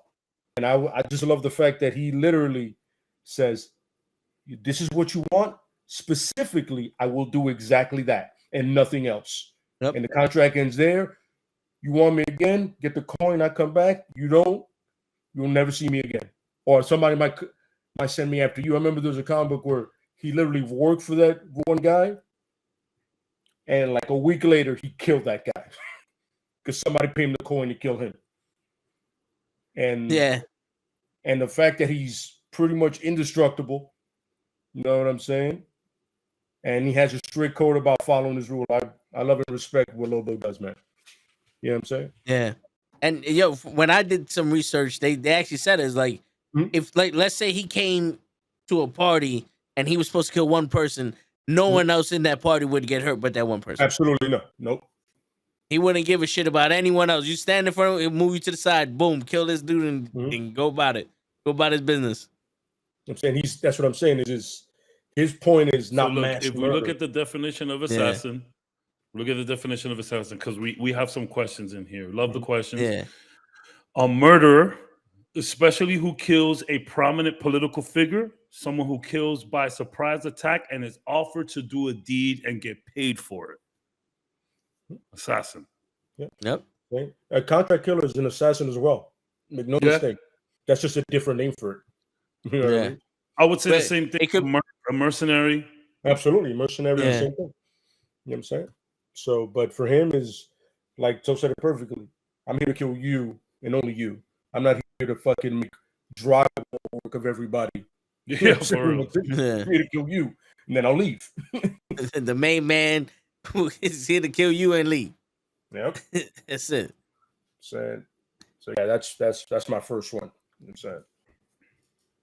All right, so I got one that I don't think would be ever shown in the movies or in whatever, but David Kane. Okay. So David Kane, yes. So I'm gonna need a little help, but I know he trained Batman. Yes. And is the father to Batgirl. Mm-hmm. He's the father to one of the Batgirls. She becomes orphan. Yes, yeah. Uh-huh. And remember the girl I told you in the Birds of Prey movie? Yeah, the little Asian. That is the reason that pissed me off. Oh shit. She's supposed to. So David Kane knocks up Lady Shiva, and they have that daughter. Yes. Lady Shiva, David. You see what I mean? Yep. What I'm talking about? The level of badass. And you know what I mean? But I'm sorry, as you were saying. No, I hear you. So they trained Batman. Mm-hmm. Yeah. And then it was like that he trained a bunch of people, and then on the side he would just go around killing people. Yeah. Him and you mentioned Lady Shiva, like him and Lady Shiva trained Batman, and Lady Shiva's so badass that she would kill people with no weapons. She chose to do it hand to hand. It was always, I killed you with my bare hands. So if that's not a badass motherfucker, I don't know who is. But and he trained you're right though. He trained everybody. I like the evil. I like Bullseye. I mean the Lady Bullseye.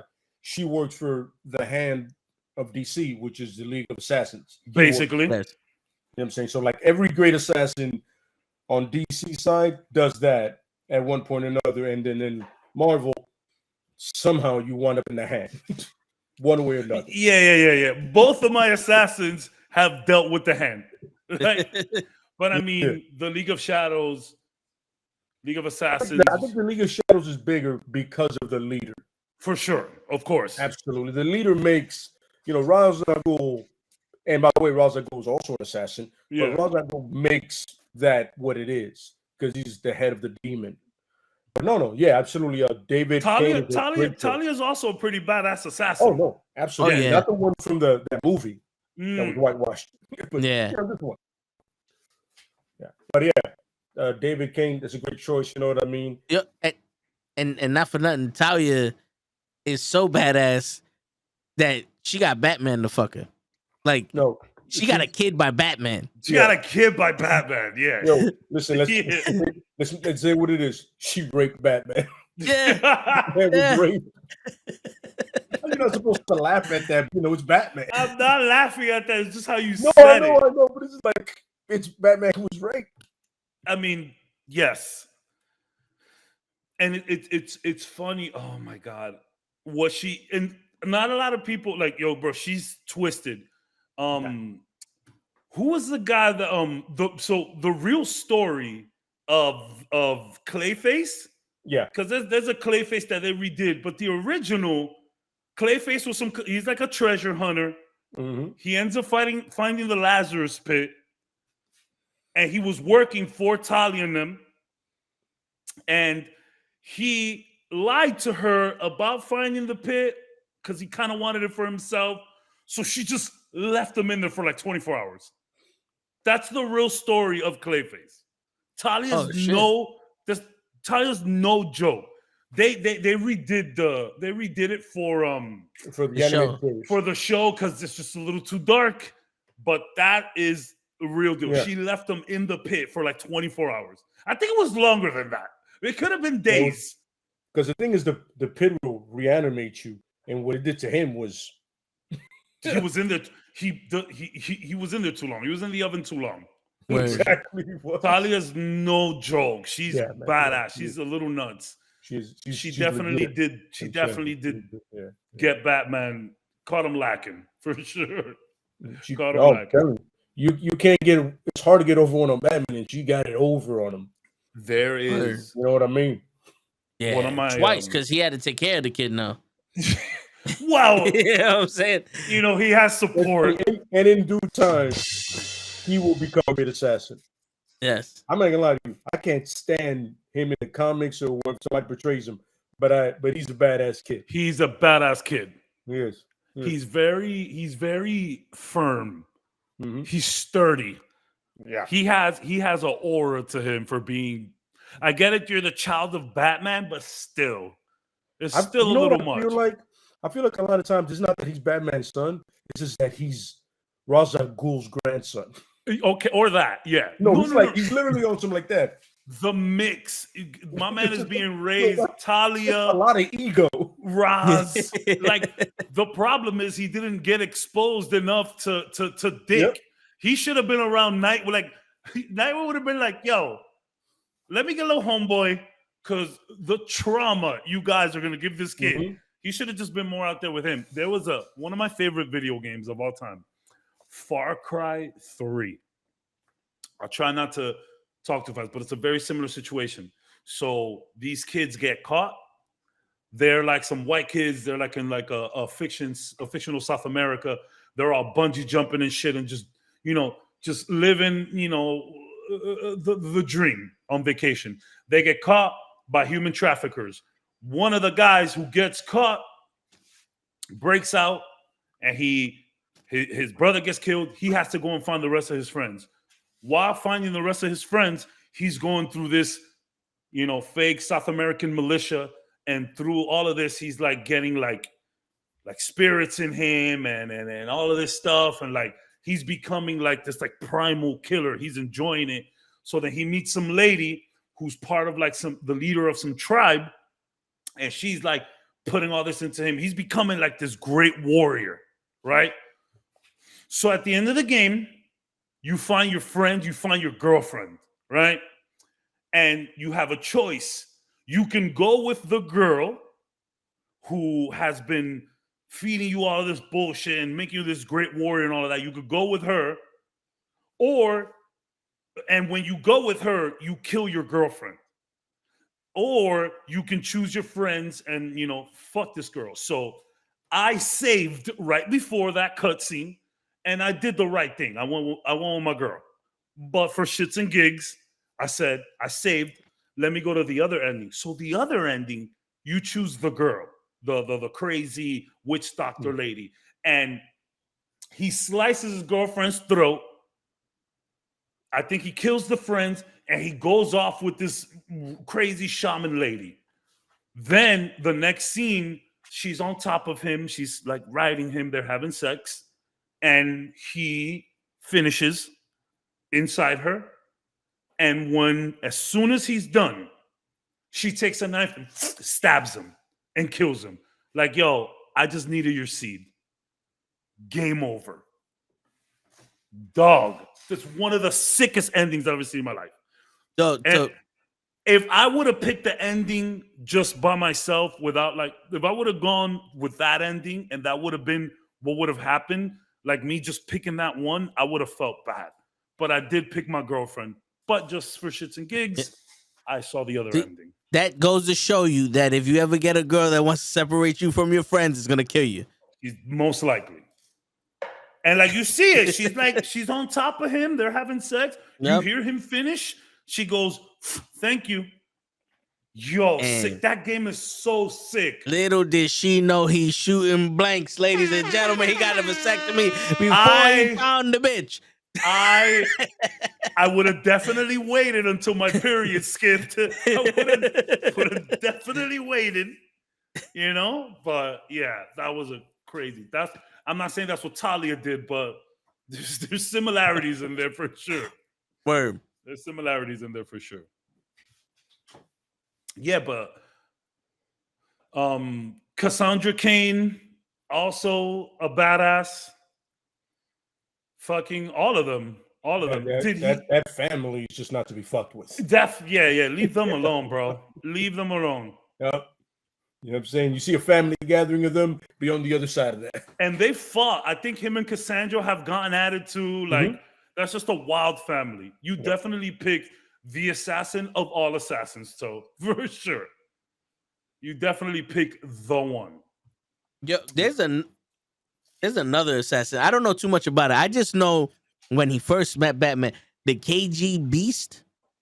KG Beast. That's a little. Yeah. So he was hired to kill 10 congressmen or some shit like that. Makes sense. And Batman tried to stop him. And not only did he kill the 10 congressmen, but he killed hundreds of civilians while he did it. And Batman couldn't stop him from killing these motherfuckers. You got to be some kind of badass assassin that Batman couldn't even stop your ass. Damn. I think Batman got to stop. Batman could be a little nice sometimes. He could have probably stopped it. Just didn't want to kill nobody. Word. Sometimes you got to kill someone. Yeah, you know. Just to make sure that they don't come back and keep doing it. Word. Make that second bag of popcorn. That way nobody takes your shit. You know? Yo,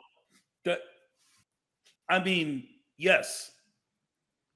You're going to be full, but guess who won't be full? The motherfucker who could have potentially stole your popcorn. Word.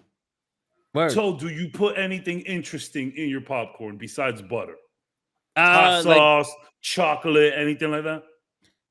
Nah, but I like in the movie theater, I do like to have like some Whompers or something chocolate to eat with the popcorn. Okay. Yeah, but I had a popcorn maker, and you know they had those powders and all that shit. Yeah. You know, we this experiment, but it was like I sucked at using that shit because I didn't know if you put it in before it popped. After it popped, I'm like, yo, get this the fuck out of my face. I bought the liquid butter and just poured it on, wasted the whole bottle on the shit and said, fuck it. Now I'm eating butter on corn. Fuck it. Butter on corn kernels. Yeah, fuck it. Some of the corn kernels that don't pop all the way, but they're still soft enough that you could crunch on them. Them just kind of fire. I eat those. Yeah. I like those. Not the real tough ones that'll break your tooth. But you know the chocolate chips you would put in cookies? Yes. With the popcorn and get that. Especially when it's hot and you throw that in there. LeBron. And get a little melt going. Yep. A little soft. Yeah. A lot of time when they land on the popcorn itself. I had some the other day. I had some like Halloween Oreo popcorn the other day. Yeah, the cookie. Yeah, the Oreo. Yo, this shit was fire. It was one of those things that are it's too sweet, but not because it's too sweet. It's because I couldn't stop eating that motherfucker. I took the whole bag down. Oh yeah. She was good. Yo, there's so I work in a hospital, right? So the doctor sometimes buys popcorn for the staff for Christmas. So sometimes, like they buy a shitload of them. So it comes in like this tube, and it be the popcorn. Yeah, the can. No. It's like a plastic tube. They do have the can also. Where I got it's a story about cheese the can and all that other stuff, right? Oh, I love those. This motherfucker gave me a tube where it was popcorn with the fucking the chocolate that gets hard when it's cold. Yes. And pretzels. I had chocolate covered popcorn pretzels. Oh.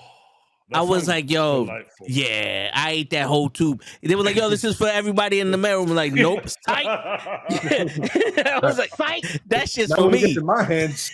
Word. I hope y'all enjoyed looking at it because this shit is gone. You better give them their own shit. You're like, yo, heaven on a plate, bro. Yo, Normal, keep us updated on LeBron, please. Word. I would like to know. He breaks the record? If he breaks it. In the 6th grade, was it 6th or 8th? I think it was 8th, Miss Singleton. Miss Singleton was a big lady. Yeah, it was her. She would get she'd raffle them. I mean, you had to do like something good. I think you had to get enough stars to go into a raffle, and you would win that big, like $20 tin can of popcorn. It was like this big, and you get the cheddar, the honey, well, the caramel, yeah, and the regular or the white cheddar, depending on the can that you bought. And I never won one of them shits, and I would see them go all the time, and all I wanted was I just wanted it one time. And I would, and my mother was the type that, it's not that my mother was like stingy with money. I mean, we were broke, so she kind of had no choice but to be. Yeah. But if I would ask her for some shit like that, she'd be like, yo, I could just get regular popcorn. Why you need all that shit? I'm like, Mom, I want it in the can. She goes, yo, here's $1 bag of caramel. Here's $1 bag of cheddar. Here's $1 bag. Here, enjoy. Eat all that shit tonight if you want. Like, my mom, so, Les' cousin, Fern, Fern's mother is real quick. You could just be in the house. It could be a Tuesday. She's making empanadas. Bro, every time we would go into Fern's house, you guys get an empanada? Anybody? Well, yeah. And I don't know what those heavenly fingers, I don't know what she would do, but them shoes were so good. Maybe it's because they was fresh. I don't know what it is. And she was just dumping them. Like, here, you take 2. You take 7. Take some home. Just empanadas, like, yo, they just kept coming. And I remember one time I went to my mom and I'm like, Mom, can you make us empanadas, please? She goes, bro, this is $1. Go outside and buy them. I'm like, thanks. I was like, Mom, it's the point. I kind of wanted them fresh. Bring them in, put them in the microwave. Now, don't get me wrong. My mom is an amazing cook and she cooks for us all the time. Oh, yeah. But she's definitely cutting corners, Yeah. It's like, this shit got to be an important meal for me to be fucking slaving away in this. You know how hot the kitchen get? Nowadays, empanadas is $3.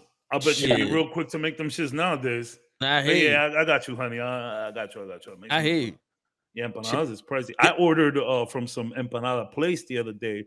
I was a little hungover. I had a couple drinks the night before. This was a while ago. And I woke up the next morning. I had to work. And I just said, no, this wasn't a while ago because I was already in the new job. This was home. So I had a couple drinks. I woke up. I ordered 4 empanadas from some like empanada place. Yeah, they're Chilean empanadas. Yeah, with taxes and delivery, it motherfucker was like $22. God damn, for $4 an empanada. Shit, that's racist, bro. I think so.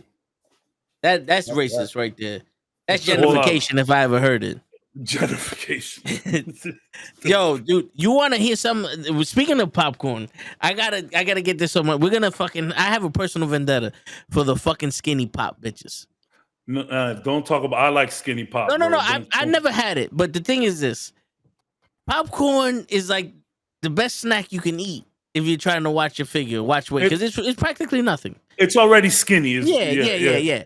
And then you come out with skinny pop, and everybody wants to be all fancy, skinny pop has a big bag. But you remember that fucking yellow bag of popcorn that was about 3 feet tall? I do remember that. There was nothing on it. It was just a big plastic bag full of popcorn. Yep. There's no brand, no butter, no facts, no nutrition fact. It was just popcorn in a big old bag. Yep. Shit was like taller than us as kids. I remember sitting on the couch with that bag in between my fucking legs, like it was a fucking bean bag, just watching wrestling. You could have that bag for 2-3 weeks eating popcorn. Good. Yeah, with the rubber band and all that other shit. Chilling, bro. That was fucking popcorn and me. Like that was not only your best friend, but that was your meal. You know what I'm saying? And these fucking people ruin it with their trying to make popcorn healthy. I like skinny popcorn because I think it's salted perfectly. It's just salted perfectly. Yeah, I never had it. I felt like that was one of those like diet popcorns. You know when it doesn't taste. It's not that it tastes diet. It just tastes. It's low salt. Which I haven't seen skinny pop with butter though. I haven't tried that.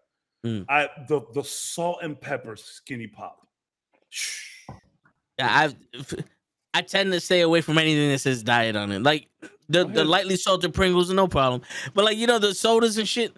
I used to drink diet soda when I was stopped drinking soda, and then it put a film in my mouth, and then I'm like, all right, I don't want to fucking come out like I'm not a snake. I don't need my mouth to fucking peel itself off and shit. So I said, fuck it, I'm going back to regular soda. It never did this shit to me.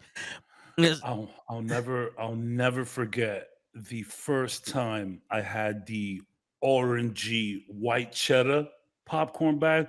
That it was orange bag. Remember the orange bag? Yeah. I think it was Wise. Yeah. I'll never forget how good that white cheddar pop was. I was like, what is this? This is magic. Mm-hmm. That was heavy rotation, that popcorn. Butter popcorn is good, but white cheddar is my favorite. And that was like the second biggest bag too. That shit had, yes, it was a legit 25-cent bag. Yeah. Like you felt okay. I mean, pretty much nowadays the smart popcorn, the black bag, they be getting you in those. Them shits is like halfway. But I remember popcorn was always decently sized. Yep. Motherfuckers. God, that man, those Wise white cheddar pop. Oh man, so skinny popcorn has white cheddar too, and also a good one. I just like it's not over salty. I can't do over salty nowadays. Nah, I hear you. Salt's not the best thing in the world. And it's not even like a health thing. It's just like taste. Because back in the day, you give me the saltiest shit possible. Yeah. I used to eat salt packets when I was a kid. Just, you know what I'm saying? It's not a health thing. I just overly salt, which is funny because overly sweet is the same thing. And even juice. I told y'all this before. I put water in juice. Water it down a little bit so it's not that sweet. Old people shit, but whatever. Yeah, we call it ice where I'm from. Yeah. Call it ice. More ice. Extra ice. Yeah, extra ice. Yeah. Extra ice. That's what it is. Okay. Yeah. You got me. Are you done talking about David? I got my next one. Yeah. My bad. No. Honestly, we here filling up dead air. Word. This would have been more of a discussion if Cap was here with his. So we gotta pick up the pieces, and we will be talking about Last of Us. Did you guys watch Last of Us? Episode 3 and 4? I saw 3, but not 4 yet. Okay.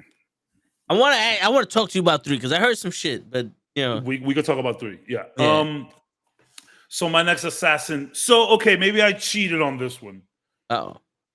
Maybe I cheated on this one. This is what started to be an assassin, ended up kind of swaying both ways, ended up being with a big bad, had run-ins with the hand. So maybe I'm cheating, but it like this one doesn't. Okay, this is not about contract killing for this character or anything like that. This is about having the physical properties of an assassin. Martial artist, quiet. You know what I'm saying? Deliberate, to the point. This assassin has powers, but okay. Psylocke. Psylocke is. I know I'm cheating. I know. No, an assassin can have powers or not. It makes sense as long as they. Yeah. I know, but like when you think of assassins, you don't think Psylocke. Psylocke is more of it's just a badass. Feel me? I just think of a mutant ninja. That's what I'm thinking. To me, she's a mutant ninja. Absolutely. Now, and the physical abilities are cool, but Psylocke is she's very confident. So I think she originally was fucking with the Mandarin. I believe she came out with the moniker Lady Mandarin. Mm-hmm. Betsy Braddock. Psylocke. The old case of amnesia, gets amnesia, gets picked up by the Mandarin. She goes under the moniker Lady Mandarin. Now there was a character swap. I don't remember the character's name. There's a character swap that they did with her, where it's like they just canonized both of these characters together. I don't remember the name of the character, the other one. Sorry, I should have maybe bought some notes. I'll Google it. And then she just became moving forward. Psylocke, you guys might know her from hanging out with the Four Horsemen, Apocalypse and Angel. And I know maybe some of you guys seen her in the X-Men movie. What is it? Apocalypse. Yeah. Age of Apocalypse. We don't need to speak about it. Yeah. We don't need to speak about it. We just don't. But I always found Psylocke really cool. Her powers, her mutant powers. She makes the LeBron 8 already. Nice. She has the kinetic energy that comes out of her, and she could mold it into blades, which is her preferred thing to do. Molds them into blades. Oh. So, and your time is up now. Just playing. Yeah. So yeah, you can see her a lot in the X-Men. So what I liked about her is she's very silent. Psylocke is deliberate and to the point. She's not doing the villain speech. She's not doing the hero speech. Just straight to it. Just look at how badass she looks. God. Click the big one right there. The big one to the right. On top. The big square one, like right there, the big one, top right. This one. Yeah. How cool she looks. That's a ninja, bro. Yeah. I don't care what anybody tells me, that's a ninja. I love the scarf on the side. Yep. So to her, like, Psylocke isn't one of the most interesting characters. I bring her up a lot just because of the overall badassery. Just looks cool, acts cool, great power. Love the psychic abilities, and she could really get down. Had a couple of run-ins with the Hand as well. I think she worked for the Hand as well. Yeah. Love Psylocke. She's great in one of the X-Men games. She's literally one of the best characters you play as. Is that game when you pick which one to play with, and she's part of it? She's amazing. She can fucking jump over fucking mountains. Jesus Christ. She yeah. Damn. I think I first seen her in one of the she was in I think it's Marvel vs. Street Fighter. Not Marvel vs. Capcom. Maybe, I don't know. Which one? The one for the Sega Saturn. Was that Marvel versus Yeah, not yet. I think that was I think that was Street Fighter because Marvel vs. Capcom was Dreamcast, no? Marvel vs. Street Fighter on the Marvel superhero. Yeah, Marvel vs. Street Fighter. Yeah, Psylocke right there. Yeah. And then this is what they did for the movie. I mean, it doesn't look bad. It doesn't. It doesn't look bad. And like, look, I'm not here to keep trying Olivia Munn. I like Olivia a lot, but I know her in G4. She was great. Yeah, G4, yeah. Like, and her acting chops have gotten way better. But that was it was just a poorly written role with a new actor. I mean, with all due respect, that was a shit show of a movie. It was a shit show of a movie. It's not her fault. I'm sorry, Olivia. Anything I've ever said, I'm sorry, but it was a shit movie. You know, things kind of like not doing well. She's a new actor. Can you imagine being a new actor taking a shitty written role in a shitty movie? There's no angle for success there. Absolutely, nope. There's no angle for success. Not even the dude who played Apocalypse fucking make that work. And that was Papa Isaac. Yeah, that's Papa Isaac. Just like I'm saying. Like who did great. He did great. It's just he looked weird. Yeah. That whole movie was a mess. And none of that was the fucking origin of Apocalypse. It was the origin of Ivan Ooze. Yeah, that's what it was. An updated Ivan Ooze. Shit. I wouldn't even want to disrespect Ivan Ooze like that. Ivan Ooze is top tier. He was an exceptional villain. He is. Yeah. He he made being bad look fun when we was kids. You didn't have that much. Like when we was kids, the bad guy that looks fun. Yeah. We didn't like, or maybe we're too young to think about it that way. Because nowadays you see that all day long. All right, cool. LeBron's back out there. Thank you, Norman. Funny, I was watching the thing breaking down Wesley Snipes in Demolition Man. Mm-hmm. And think about it. That's essentially Nino Brown, just really comic booky. You know, like a little funnier. Very campy. Very campy. You're like, I'm not gonna lie to you. He's funny. I kind of fucks with Simon Phoenix. Yeah. I like where he goes. Yeah. But to me, in my opinion, how I watched it and how I perceived it, he was funny, but it still looked very stressful to be him. Yeah. You know, it didn't look fun to be him. Ivan Ooze, and maybe it's because it's a Power Rangers, a kids movie, but Ivan Ooze just looked fun. My man is hawking out loogies that turn into hawk creatures. Well, crows, I think. How about taking another quack at it?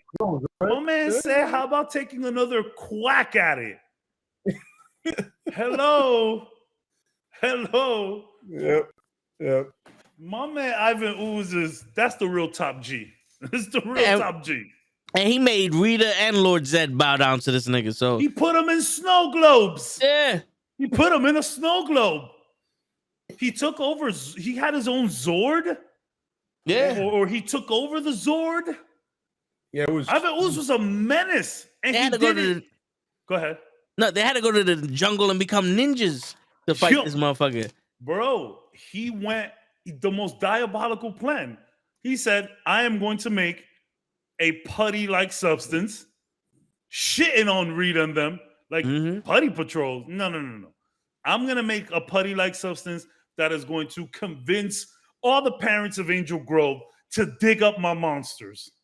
And honorable Ivan Ooze doesn't do it to the kids. He just wants the adults. Maybe the kids were too weak. Yep. Sure. He wasn't about child labor. Ivan Ooze isn't down with the child labor. Yes, he's not. Yeah, he wasn't down with it. Yeah. Ivan Ooze, I mean, when it came to the Power Rangers, these people are already grown.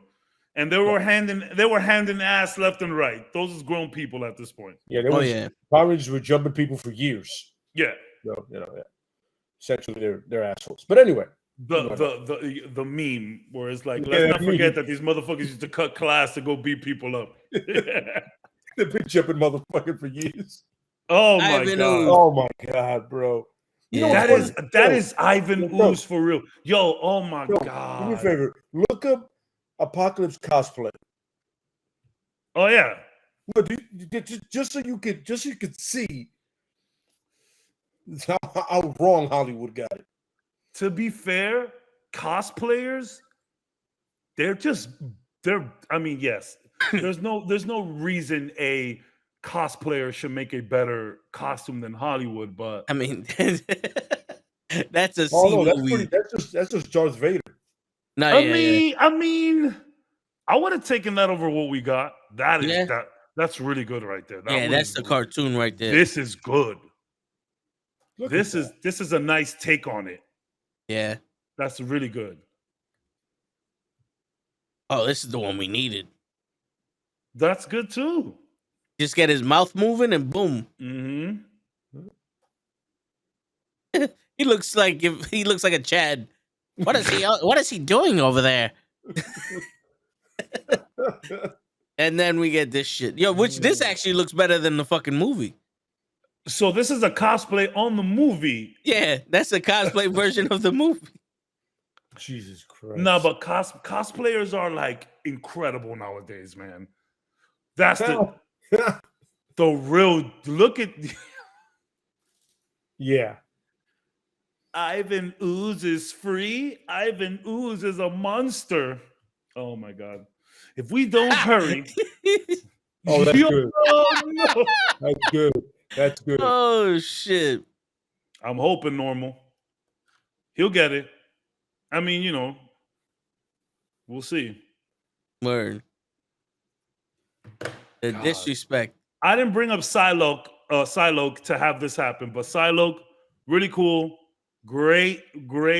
Maybe not a literal definition of assassin, but definitely a badass ninja warrior, badass martial artist, great psychic abilities. I've bought up Psylocke many times. I have tons of her cards. She's just cool. Yeah. She's like a purple Electra. It's a cool Electra. Yeah, with some powers. She's a cool Electra. Yeah. So my next one is, if you wanted every Batman to kill in an aggressive manner, you know what I mean? And once again, story is very simple. He was aggressive when he was robbing. Then somebody had it out for him, had him killed in the comics with the hotline. Will never not be funny. Came back and essentially figured out, told Batman straight up, yo, you can't stop crime. You got to control it, bro. You're not getting it. Your Joker isn't afraid of you. You got to put him in the ground. So a lot of people say he's essentially the Raphael of the Bat family, which makes sense. Basically. Yeah. He's the muscle, he's the aggressive, he's the bigger guy. Out of all the Robins, he's the biggest Robin, you know what I mean? And the strongest. So it makes perfect sense. Oh, yeah. You know what I mean? You can definitely see it in I just appreciate the fact that take all that Batman teaching, learn from the League of Assassins, see the connection there again, and start murking motherfuckers to get to the point. What is the I always forget the name of the movie. Under the Red Hood. Oh my god, that shit is such a 10. Yeah. That shit is such a 10. The first time when you see him, he drops down a bag talking about those are the heads of all your lieutenants. That took me 2 hours. Imagine what I could do in a whole night. Yeah. So that movie is a 10. Yep. I know I mentioned it a lot, but the interaction with him and Bruce. Absolutely. He said, Bruce, I'm not mad you let me die. I'm mad you ain't kill this motherfucker. Absolutely. I was like, oh shit. It's true, bro. Like, I mean, Bruce warned him.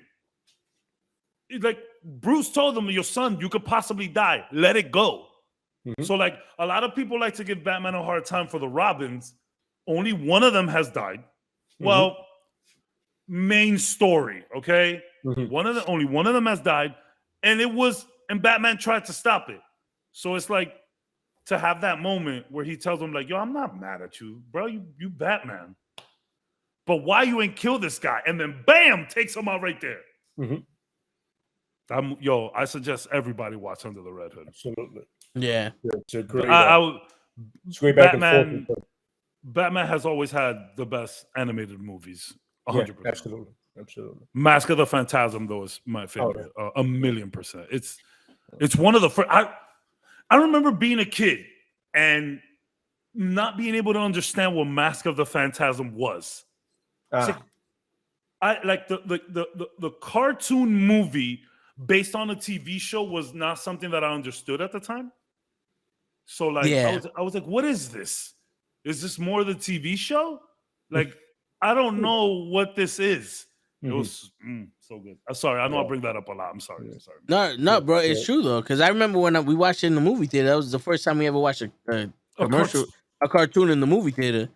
I didn't watch it in the movies, but I was like, why? This is in the theater. I was so confused. Yeah, and I was like, yo, this is kind of slow, but I was like, fucking what? 1993, this shit came out. I was fucking 5, 6 years old. Yeah, I saw that shit I saw that shit way later. I was like 14, 15. Yeah, I mean, I am a little older than you. I think by like 2-3 years, but still, I saw when I was like 15. I was like I was already like a teen. Yeah. But yeah, man. I mean, I gotta rewatch it. It's been a while since I watched it. Batman just has no luck with women. Poor guy. He's no luck with women, man. God damn. That's all I'm gonna say. Just poor dude, man. Just god damn it. Poor guy.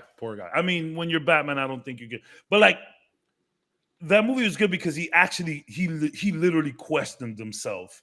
That was the first time I saw him like in a battle. Like damn son, like Does this mean anything? Like, what am I doing? Yo, it's good. Watch it now as an adult. It makes more sense. I just watched that shit like a year ago. Yeah. Like, anyways. It's funny. It's on HBO Max. Yeah, go watch they're it. all on there. Everything Batman animated series is in there. Everything Batman is in there. I've watched the Red Hood and Public Enemy #1 many times. You know what I'm saying? I'm like, I can't get enough of just hearing Jason Todd looking like that. You're late. Shut up and fight. He goes, you're late. Oh, the fight hasn't begun. Batman drops down. He goes, you're late. Shut up and fight. It's been a while since I watched Under the Red. I gotta watch Under the Red soon. I gotta watch that shit. And it's funny when you have that one scene in Public Enemy where it's like everybody wants that money. Meanwhile, Bruce Wayne is like, I'm rich. I don't need it. I'm good. I can take the ride if I want, but I don't need it. I don't need $1 billion. I'll be all right. Yeah. Who cares? Yeah. Another and one for LeBron 14. Ooh, okay. Oh, he's getting it. He's gonna get 14 already. He's getting that tonight. Word. Shit. What? So another one for me is one that I mentioned a lot, but he's one of my favorite fucking villains, and that's Bane. Like we know the story. His parents were fucking were freedom fighters in what was it, Colombia, one of the countries there. Mm-hmm. And they ran, and he's a newborn baby, so they put the baby in jail to serve the sentence for the father. And he grew up in jail where they taught him how to think and how to, develop his body and all that shit. Yep.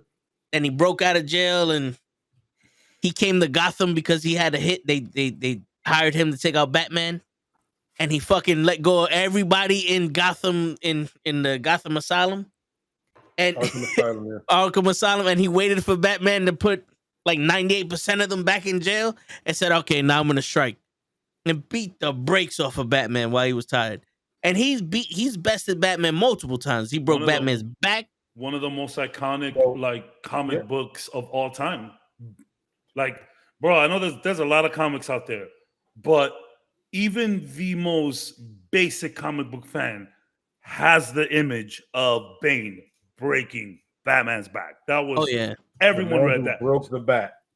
The man who broke the bat. I couldn't imagine how much people started to read comic books because of that one comic. Yep. For sure. 100%. And it's funny because he has the great combination of the brains and the brawn. And I don't think he gets enough credit for that. You know what I mean? Like he's as dangerous as he is without the venom, he's that much more intelligent. You know what I'm saying? And he's staying going toe to toe with Batman. And beating, like you said, beat him several times. Oh yeah. You know what I mean? God damn it, Ty. The way that I was, the way that I was described who Bane was, it's almost like Batman's superior. He's smarter than Batman, stronger than Batman, faster than Batman. Like there's a lot of shit that this guy can't do that's better than Batman.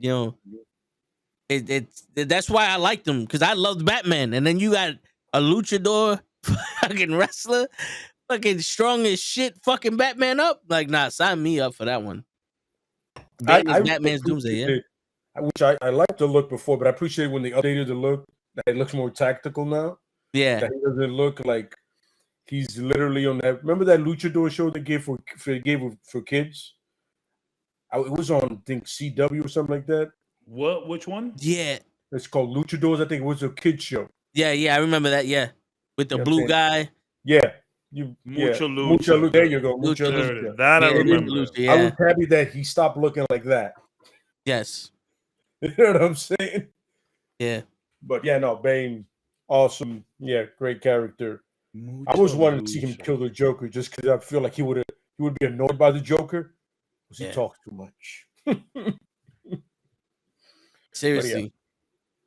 That would have been an awesome concept to see, like the Joker pisses off the wrong motherfucker. Yeah.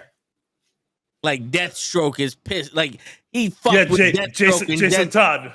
And Deathstroke is like Jason Todd. Yeah.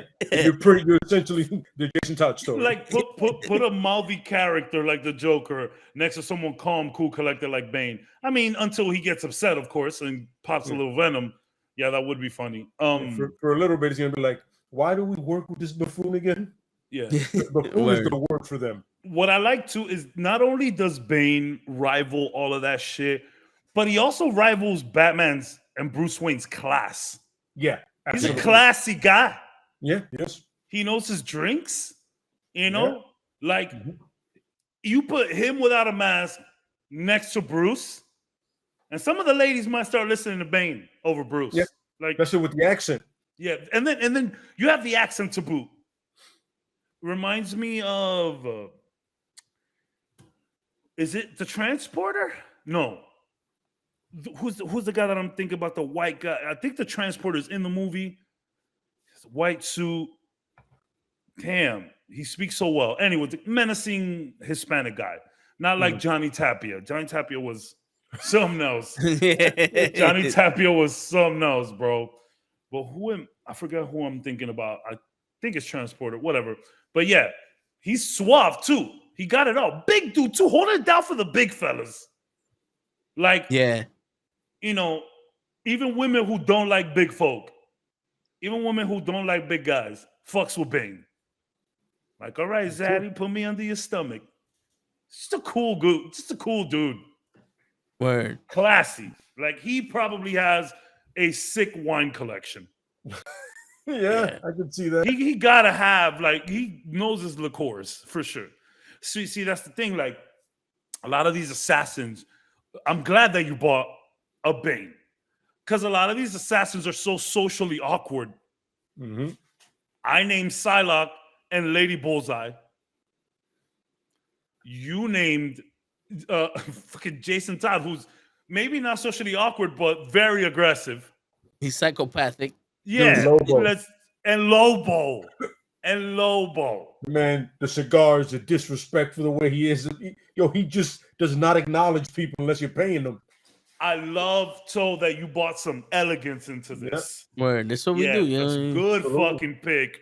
Word. Good pick. Very good pick. Like, I could, like, it's very very Kingpin, you know? Yeah, and I love Kingpin. I mean, how can you not like Kingpin? Like, yeah, he's a dick and he murders people, but he's also trying to clean up the point. He's also trying to clean up the streets. Yo, have you ever seen the movie Find Me Guilty with Vin Diesel? No. It's on Peacock. You get a chance to watch it. It's when they indicted the entire mob under RICO. It's a true story. He plays Vinny DiNorcio, Jackie DiNorcio. Okay. It's a true story. But in that movie, there's a scene where the fucking prosecutor is like, when you get a fucking pack of cigarettes, it's taxed because it's delivered on a fucking boat. Like he's saying how much they're costing people. He goes, and not to mention they kill people from time to time. Yeah. It's like Kingpin. He's a dope dude. He kills people from time to time. But he knows his art. He's very elegant. Yeah, he's a sophisticated motherfucker. I saw the Netflix special on Taking Down the Mob. Mm-hmm. The way they tap those phones is literally out of a movie. My man got caught slipping. They needed someone to fix the phones. Fucking hitman, assassin, low key. Like, they were intercepting they heard that they were scoping out the crib, I think. And they heard that one of the mob bosses' phone was down. They needed to fix the phone. So they got someone to intercept that and go into their house as a phone repair guy and bug the phones. That's legit movie stuff. That's crazy. Like, that shit won't fly nowadays. I don't think that could successfully work. Because the phone repair guy would walk in with a Yankee shirt on and be like, yo, this guy, get out of here. And it's like, I guess you won't need to do it. We're tapping cell phones all day long. But how crazy is that? Can you imagine how? I mean, I get it. You're a trained professional. This is your job. But you got to be pretty nervous about pulling off a job like that. Yeah. Going into the lion's den of the Gambinos, you're like, whoa. I'm sorry. That's just kind of cool, bro. That's some real video game shit. My man really went in there and tapped the phones. Raw dog style. Just went in there dolo. That's wild. My man tapping the phones. He's like, yo, these rats fuck just like us people do. Good reference. Good reference. Yeah. Good reference. Yeah. So now I have a question for you guys about all of these assassins. We put all of these assassins in a room.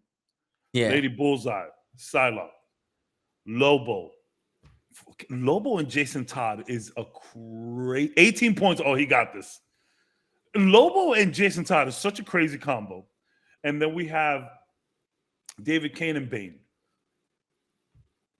Damn, we got some pretty crazy like tag teams. Yeah. Damn, I didn't notice how cool the tag teams were. I got the all-lady ninja team. I got the all-psycho revival team.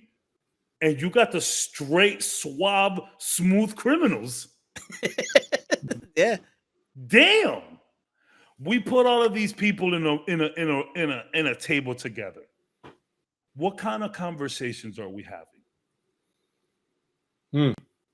Are we doing how we almost got our guy?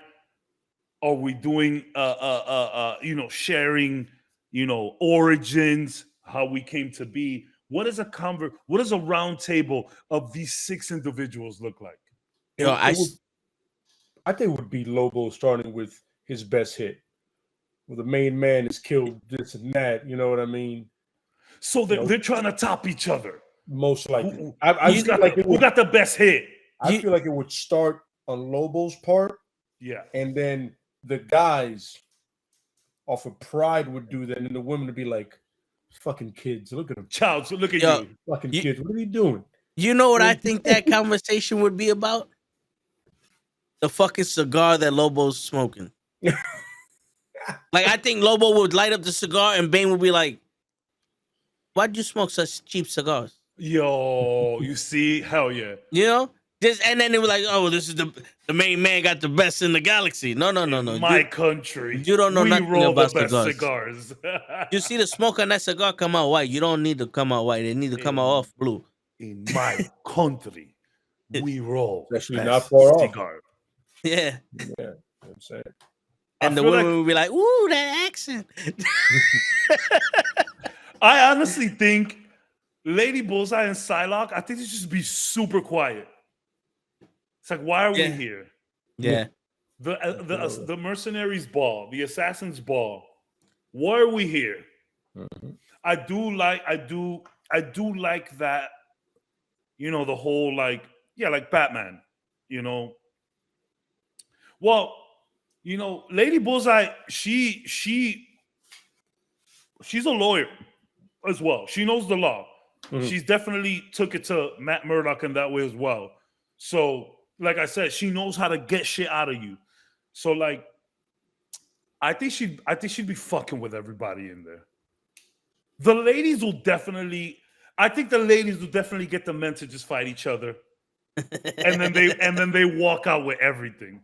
Yes, smart and cool. See, if I was in that meeting, I would sit right next to the ladies and be like, "Don't worry, if shit pops off, I'm gonna protect my drink." No one touches the soda. They look at me like, what the fuck? Hey, listen, you're an assassin. You don't need me to protect you. Fuck you. You're a new age woman, right? Go half on this bill with me. Give me some. Where, yeah. Yeah. Shit. I'm so happy you said Bane. I love that you said Bane. Shout out to the Spanish folk, of course. Word. I have to fucking... Shout out to the big guys, of course. Like Deathstroke and Deadpool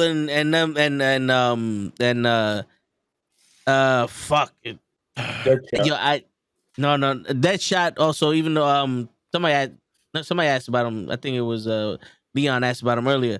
The fucking guy that could see you fight and change. Taskmaster. I don't know why. I'm only picturing the movie version, and my brain was like, that's not who you see. That's not the right version. Yeah. Taskmaster, yes. Like, those are easy to come out with because everybody knows them. For sure. But with that being said, though, we locked them in a room, and they're all fighting. Who's walking out alive? Besides Lobo. that, take away Deadpool's ability to heal. It'd probably still be Lobo. Wait, we're talking about the ones that we just all mentioned? The ones we mentioned with Deathstroke, Deadshot, Lobo. Lobo is damn near like invincible. Yeah, you can go toe to toe with Superman strength wise, and I get it. All of them are skill, but unless you give Deathstroke that God Killer sword, Lobo's gonna the best thing for all of them to die. The best thing if it's possible for all of them to die, I wouldn't sleep on Psylocke. True. I wouldn't sleep on her because she can make shit happen. Mm-hmm. She can't control people, but she definitely has some stuff to her. I also feel like Lady Bullseye might smart herself out of that situation. But I think Psylocke gets out of there. If they all could like rock, Jason Todd is gone. I'm sorry. He's gone. The spectrum of less characters is crazy because fucking Lobo. It's probably gonna come down to Lobo. It'll probably come down to Lobo and Bane, maybe. Mm-hmm. Yeah. Bane on the Venom, of course. That's the funny thing is. Another thing is, as much as Lobo is strong and he's extremely intelligent too, people forget that he's as old as he is and experienced as he is. He knows almost every alien language possible. You know what I'm saying?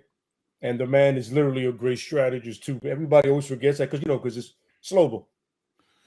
Everybody sees the hair, the cigar. Nobody thinks of intelligence, and he is. But if they could, Bane is a master strategist, so that'd be an interesting fight. Lady Bullseye she's not special, but she has no powers or anything. But she's also very good with the words. But I don't think she has a chance. Yeah. Psylocke maybe because of her powers. But then you think about powers, and then Lobo is basically indestructible. And then Bane is very smart. I think it's a showdown between Lobo and Bane, and Lobo takes it. Lobo takes the cake. Yeah, I think easy. Yeah. And that's counting Deathstroke and Deadpool and all them in it? Those other, yeah. When you're looking at Deathstroke, Deadpool's randomness. Yeah. His greatest asset. Wild card, always. Wild card, yeah. I'm saying, and you literally can't kill him. So. It's the only reason Taskmaster can never beat him in a fight, because he's like, I don't get him. I don't understand him. But the thing with Deathstroke is he's able to think 9 times faster than most human beings. So even though you're random, I'm already planning ahead of your randomness. I'm already calculating whatever you choose to do. I'm trying to figure out to get ahead of it. So it's an interesting fight between Deadpool and Deathstroke. That's one where it's like Deathstroke is not going to kill him, but he'll put him out long enough that is a win. That he'll get away. You know what I mean? Yeah. That's the way I see it. It's like that episode. It's like that episode of that Ninja Turtle show where Mikey can fight because he's so random. Yeah. In that alien galaxy or whatever. I remember that, yeah. I'm sorry, I don't think we go one episode without mentioning that goddamn show, bro. Yo, yeah, that's fucking one of the best Ninja Turtle shows I've ever seen. Show's so good, and people just don't give it a chance. Yeah. They're nostalgia locked, which I understand. I get that. Like I try to tell people all the time, they're like, "Yeah, no, I'm good. I like the old one." You don't like the old one as much as you think you do. Yeah, because they showed the old one where they're not allowed to hit nobody. It's like, yo, we as kids had to put up with a lot of lame shit. Yo, bro, son, go back to shit you liked in childhood. Yeah. A lot of it sucks. Yo, dude, a lot of it is trash. Yeah, all of the fucking G.I. Joe cartoons are just lasers being shot at people. No one got hit. Fucking Spider-Man was just picking people up. Spider-Man was just picking people up and throwing them and kicking. And the fucking Ninja Turtles was just flipping the stick and then nunchucks and it's like, did they fight? Like, these are supposed to be ninjas. The Nickelodeon Teenage Mutant Ninja Turtle show. Yeah, the CG one. Yeah, people sleep on that show so much. Yo, I don't recommend stuff. I recommend that show. Yeah. Yo, have you guys? I haven't read the comic, but have you guys read The Last Ronin? The Ronin? Yeah. No, I haven't read the Ronin yet. I got issue 1 described to me I was watching a YouTube video. Dude, if you like that episode with Michelangelo, you would like The Last Ronin. Yeah, I'm pretty sure I would. It's just it was a massive surprise as you're reading it. You find out which turtle it is. You go, well, fuck me. So much games, so much shit to read. The last comics that I read was the one that Led put me on to not that he put me on to, but told me where I could find it. The Hawkeye. Yes, the one pretty much took for the show.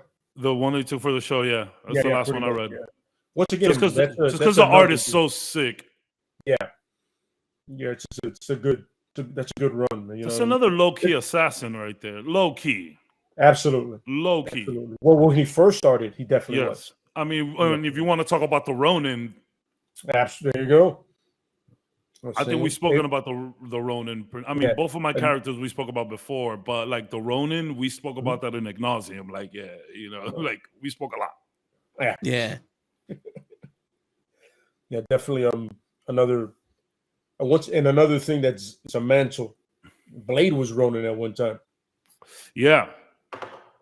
And so was there was the chick who there was a bunch of different Ronins. Yeah. A bunch of different Ronins. So that mask has been passed down. That should stink. And of course, you gotta mention the original Bullseye naturally. Of course. He has animanium in him. Paperclip, huh? His back. Yeah, he has animanium in him. Yeah. His whole it's pretty much like what they did to Wolverine. Basically. He has healing factor to do that, or they just like surgically put it? They surgically put it in there. Oh shit, okay. Yeah. Damn. He has no powers, just a fucking amazing accuracy. And he's psychopathic. And yeah. Oh no, he raped shit. Yeah, he's No, and in the show, Buddy played him so well that like he made me uncomfortable. Yeah. The tapes. Oh yeah. Just how nervous he got around people. Man, what a fucking great acting performance. Yeah. Who? I never knew Bullseye that way. I never knew him like that. That shit was crazy. Who would win? Like, who's walking out of the room, out of the situation alive? Bullseye or Deadshot? Bullseye. Deadshot needs a gun. Okay. Bullseye has aim with anything. My man, if he gets the point of a pencil, it's going through your brain or your eye. It's going in your eye. And then on top of it, I'm not saying Floyd Long can't fight, but not like Bullseye's going toe to toe with Daredevil. Yeah. Toe to toe. You know what I'm saying? That says a lot. Because Daredevil is one of the top 10 fighters in all of Marvel. You know what I'm saying? Yeah. I mean, he has to be because he's taking on Elektra and all these other fucking assassins. Like, if you're living through those assassins, you got to be able to fight. No, he's killed Elektra like multiple occasions. Just to fuck with Daredevil. It wasn't that he hated Elektra. When the first time he killed her, he didn't even know who she was. But he knew Daredevil was fucking with her. He is pretty much Daredevil's Joker. Okay. Does he know that Daredevil's Matt Murdock? Huh? Does he know the identity? He's one of the dudes that doesn't give a shit. He doesn't care. Daredevil, Matt Murdock, same shit. I'm gonna fuck with you all day, bro. There's one comic run, like one comic book, where that's all he did the whole issue.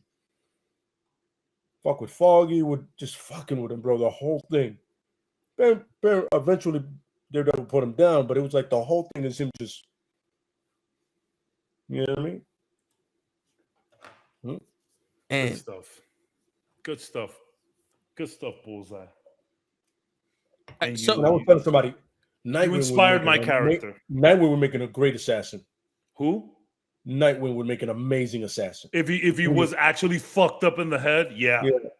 I mean, not even if just the fact that he just wanted to make money, a shitload of it, between his acrobatics and all the skills, and the fact that he's actually a people person, that people generally like him. Shit, he can get anywhere he wants. So apparently, he's a good-looking dude in the comics. He's a people person. Yo, Lucky, appreciate that sub, brother. Well, thanks, Luck. Appreciate thanks for giving up that shit. I've always thinking to myself, what hero could make a great assassin? Cap, definitely on the top of that list. Speaking of Cap, Natasha Romanoff, Black Widow. So I read that not only is she like the most used assassin from the Red Room and all that, but she was given a version that wasn't as potent as Cap's, but of the Super Soldier Serum. She got some in her, yeah. So I mean, I don't think it's super like she can get hurt. Yeah. She got the mild Soldier Serum. She got the Johnson & Johnson. she got the J&J. She didn't get the second dose. Nah, she got the J&J, bro, for real. Not even the Moderna. U.S. agent got the Moderna. She got the J&J, bro. Yeah, I'm saying, yeah. Look, your Spider-Man would make an amazing assassin. Yeah. Too good. Shang-Chi. You know what I mean? Yo, if we can like put Shang-Chi in some like legit ninja assassin attire and just have him like do some like, just doing the Mandarin's bidding. Basically what his father wanted. Pretty much. What his father wanted. Yeah, that's exactly what his pops wanted. Yeah, what his pops wanted. If it was what his pops wanted, it would have been a problem. Absolutely. So who's the one person that they put the best assassins out to get him, and they haven't got him yet? But like, let's say if it was Batman, right? Mm-hmm. Who's the one person that you would hire to kill Batman? Lobo. Okay. I wouldn't even think about it twice. I'd get the main man to do it. I mean, Batman can plan all day, but if you can't kill the dude, the Lobo don't stop until he gets his thing done. So he said he's the man of his word with the contract. It's kind of hard to go anywhere else. But if I'm gonna get someone I'll tell you this one. If I'm gonna get somebody to kill Batman, that's a good one, Lucky. Because I was thinking Talia. Okay. Ooh, but you know who I'd get. You know who I really get to try and kill Batman? Damien. Yeah. Oh, okay. Damien. Lady Shiva is always my first pick and everything. Yeah, that's what I was. I want them to do a show with her. That'd be dope. I'd love to do a show with Lady Shiva. If you're gonna do, if James Gunn's gonna do random ass people, that'd be somebody cool that's random. Yeah. Her literally coming. Imagine one episode where she's teaching the dude. He leaves. She goes, "You hear, Bruce? You forgot this." That would be fucking dope. Right? Just little things like that. All of a sudden, somebody's walking out and goes, Mr. Drake, we're not done. Just little things like that. I want to see. I would love to see Zatanna. Huh? I would love to see Zatanna. Yeah, absolutely. Yeah. Who would you hire? And was that Red Claw? What was her name? Oh, Red Claw. Yeah. Yeah. Give me some of that. That was literally the first episode. Yeah. Well, she was in there. Yeah. Mm-hmm. The first episode, the one that I seen, is the pilot with Man-Bat. Ah. Yeah. Oh yeah. And then they have the Catwoman one. Mm-hmm. But I think how it aired on Fox Kids, I think we got the Claw very early. Yeah. Who would you hire to kill Lady Shiva? Ooh, Lady Shiva. Her. Yeah. You're gonna mix the best of two worlds. Yeah.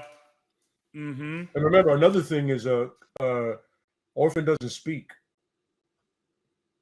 When David was training her, told her not to speak or anything in front of him, just to focus. Her life was solely to be the best fighter and assassin. You can't mess with that whole family, bro. I'm telling you. You got Lady Shiva and David, who got together and made the world's craziest little baby. Mm-hmm. You think Damien's bad? Yeah, Cassandra's bad. Cassandra's bad. Cassandra's real bad, bro.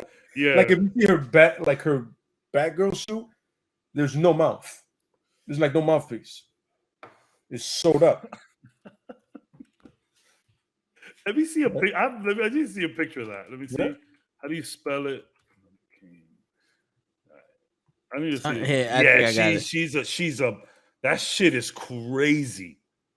Yeah, her suit is sick. It looks like a Bane mask mixed with like a Batman mask. It kind of looks like, you know what? Give me that Scarecrow vibe. You see? Yeah, that shit is menacing, kid. Yeah, bro. It's very Black Pantherish. Yes. Yeah. Look, yes. Almost teetering on Batman Beyond. Cool. Yeah.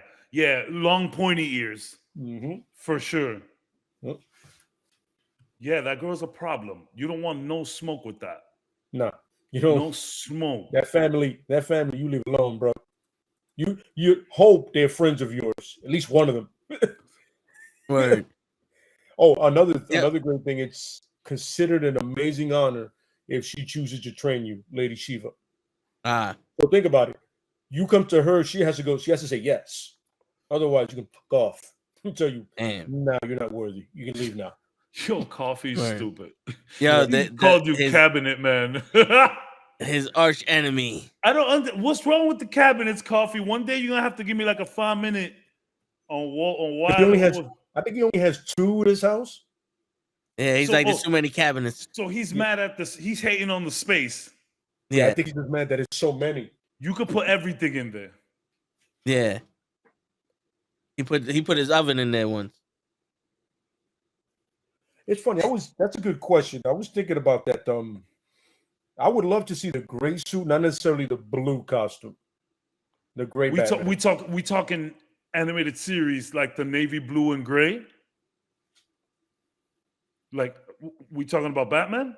Oh, you talking about the Super Friends one? Yeah, the Super Friends one. I would never want to see that. Like you talking about like which one exactly, Ty? Because there's a few iterations. The real I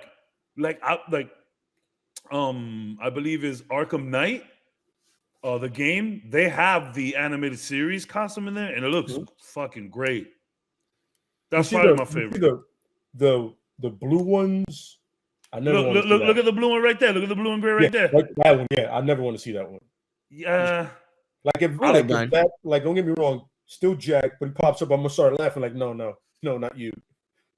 Where's the real Batman? So that's the one you talking about. Yeah, no, not that one.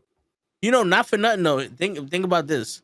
Imagine Batman year, whatever, and somebody tells him like, yo, you are too scary out there. You're scaring the kids and all that. Line up a little bit. And he tries that suit and it's one of those, all right, no, bro.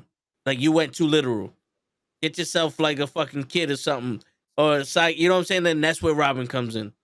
Or just fuck it. He does that shit on purpose.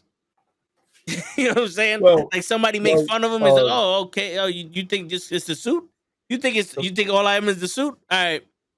You afraid of this one? Nah, well, you should be. And he breaks every bone in his fucking body. This is to prove a point. That's Batman.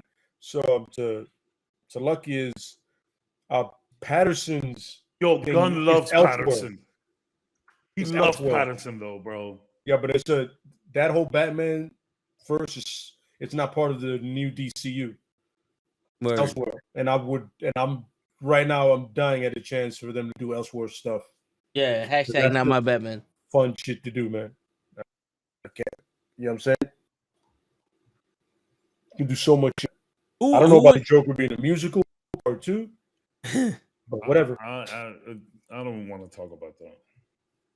Everybody's like, "Oh, Lady Gaga!" Like, I'm not excited. I don't need her near a franchise. She is an amazing talent. I'll give you that. Lady Gaga. People think she's a weirdo, but Lady Gaga can sing her ass off. Like, yes. Oh yeah. But a musical, like, no, I don't need you as my Harley Quinn. No. That's why you're not my Harley. It's like a Vetus Sabonis. That's your Vetus, not my Vetus. Not if you're gonna sing. If you're just gonna be Harley, like, she's a great actor. I mean, what's the movie that she did? She's a good actor. What's the movie she did? It is a singing movie with Rocket Raccoon. A Walk to Remember. No, that's not what it is. A Star Is Born or something like that. Some shit like that. Like, she was in it. She was great in that movie. She was great, but like a musical like, no, bro, no. I mean, listen. I'm gonna sit back. I was proven wrong. A Star Is Born, yeah. So I was proven wrong by Daniel Craig and Heath Ledger, right? Mm-hmm. I was proven wrong by two guys that I didn't think could cut it, and they killed it. So I'll see. But what's his face? No, from the Suicide Squad. His Joker, Jared Leto. No, I don't like it. Oh no! See, here's the difference. That's why I didn't mention him. Yeah. You notice how I didn't say him? Yeah. No, my whole can't do no comic book movies. Nope. My whole thing is that, like, I don't care how well acted the movie would be. I'm not interested in a musical, because a musical, there still is some acting involved. Like, they're not singing the whole time, but like, I'm not into it. I don't need a music. That's a really good point, Lucky. That's a very good point. I could have like a Riddler who's just like fucking like the riddles haven't been working for a while and he's over it. Like, they're not getting, like, it's not working and he's over it. Yeah. I would have preferred Lucky. I would have preferred to see that than what we got in the Batman. Just not a big to this day, right there at the end, I'm like, what happened? The Joker that Lucky's talking about kind of reminds me of the Joker a little bit in Gotham, the show. Yeah. Which I get it, people. I get it. That show went off the deep end. Yeah. If it was rails, it went completely off. But the first 2 seasons were solid. They were solid. I refuse to watch a TV show about Batman that doesn't have Batman in it, or Green Arrow, because Green Arrow was a Batman show. It's the closest we're gonna get to Batman. That was I see what you're saying. Yeah. Well, I remember the first time I knew he was Batman when I saw the Royal Flush Gang. Yeah. In that show, I was like, but that's a Batman villain. Yep. What the hell are you doing here? I mean, technically, Batman is in the show. It's just, he's a young Batman. I mean, nah, I can't, because the funny thing they tell argument you has always been it's about Gordon anyway. Yeah.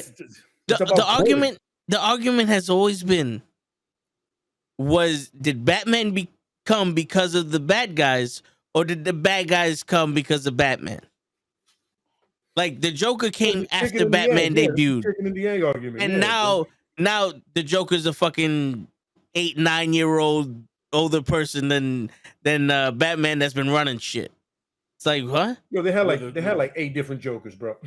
Nah, I hear you, bro. And it's funny because then when you think about the Joker in the animated series, my man just pulls up. Yeah. It's just it's the funniest episode when they introduced the Joker in that show. I just saw it like a week. I've been watching all of that Batman animated series shit on HBO Max, and he just pulls up. Mm-hmm. It's established. They know who he is. It's just Joker. He's in the Buddy. He hits like Buddy, like he cuts off the guy, and then the guy tries to cut him back off. Joker's like, what? And that's it. We get the Joker. It's so funny. Yeah. It's so good. And I hate Leto's Joker because, bro, him and Harley Quinn do not have that relationship. This bird is baked. Yo, that when he hit the helicopter with the rocket. Yeah. Yep. Yo, like he he abused the shit out of Harley Quinn. Not once did he like in the cartoon, he beat the shit out of Harley Quinn. He was backhanding her, bro. Yeah. Like he's like, did you feed the hyenas? Bow, and then kicked her out in the street. You remember that episode where he thought she killed Batman? Yeah. And he lost his shit? Yeah. I was like, wait, hold up, bro. You've been trying to do this show, and your lady took care of it, and now you tight? Yep. Because only that's where that shit we spoke about before is. They got to be me or nobody else. Yep. You know what I'm saying? I'm telling you, they're friends. Oh yeah, They're friends. If I had the money, I would put down just for the texting. Yeah. Oh man, I would. So like that. Is he still texting you? I'm not answering him. But he's still texting you. Say something. That's a good idea. I know we make a lot of funny ideas here, but together, I think that's our best one. Yo, we need to figure out a way to put that on paper and send it to James Gunn. Elseworld shit. Yeah. Because James Gunn loves that different kind of down shit. For that shit. Yeah. Especially when we talk about some shit like Jason Todd just showing up on some. You guys got food? I'm really hungry. I just killed 7 people. Jason Todd is Brumman from the from the 5th floor. Yeah, he comes in, puts his helmet on one of the statues, takes his glove off. There's a blood trail with his feet, and fucking Dick is just like, this motherfucker. You see, hello to you too, Barbara's there. And he goes, that's not my blood, Alfred. Oh. Barbara's there, like, bro, we just creamed that. I'm sorry, man. You see Jay go, we? Yeah. Or him. Yeah. I'm telling you, that shit could work, bro. And Bruce is just sitting. For those of you who, my bad, for those in chat that don't know what we're talking about, this was months ago, maybe a year ago already, maybe months. We were just talking about some shit, and we all decided, we all put in ideas for a Batman TV show where it's like it's a family show where you don't see any of them fighting crime. Yep. Every time they fight crime, it cuts off, comes back. You don't ever see that. You just see them being a family. You see all them the Robins, all the Robins, all the Batgirls, and the kick is it's a Batman sitcom, but the kicker is that him and Joker are actually really cool with each other. Yeah, Joker texts him all the time. Yeah, Joker's texting him, checking in on him. They like miss each other because we don't get to see the fighting. It really is a goofy Batman family sitcom. Like, yo, it'd be one of those things that like Batman has his phone on the table while he's eating, and you just see it going off, and it's the fucking Joker hitting him up like, yo, you haven't been acting the same since that last save. Did the kid really fuck you up that much? And like the whole season, Batman never responds to him. And then the season finale, you just see the Joker for the first time in the whole series get a text message. Thank you. From Bruce. From fucking Bruce. That would be, yo, dude, tears coming down everybody's eyes. Hell yeah, Ty. Like, yes, that's exactly what we're talking about. Catwoman will be jealous of Joker. Yeah. Like you think about him more than you think about me. Yeah, it's goofy shit like that. I think it'll work, bro. On some I can see the Joker texting him. So like, you want me to tell Bane to take it easy on you next time? He told me what happened between you two. How's your back? How's your back? Exactly. I have a great chiropractor. Exactly. I'm telling you, man. Perfect. Yo, is it me or wasn't there a cartoon where Batman was talking to one of the inmates? Like on some psychology shit? Like he was telling his problems to one of the inmates that had like a psychology degree. In the animated series? No, it was I don't know if it was The Killing Joke or one of them shits. Like he was psycho and he just went there and spoke to him like they're friends.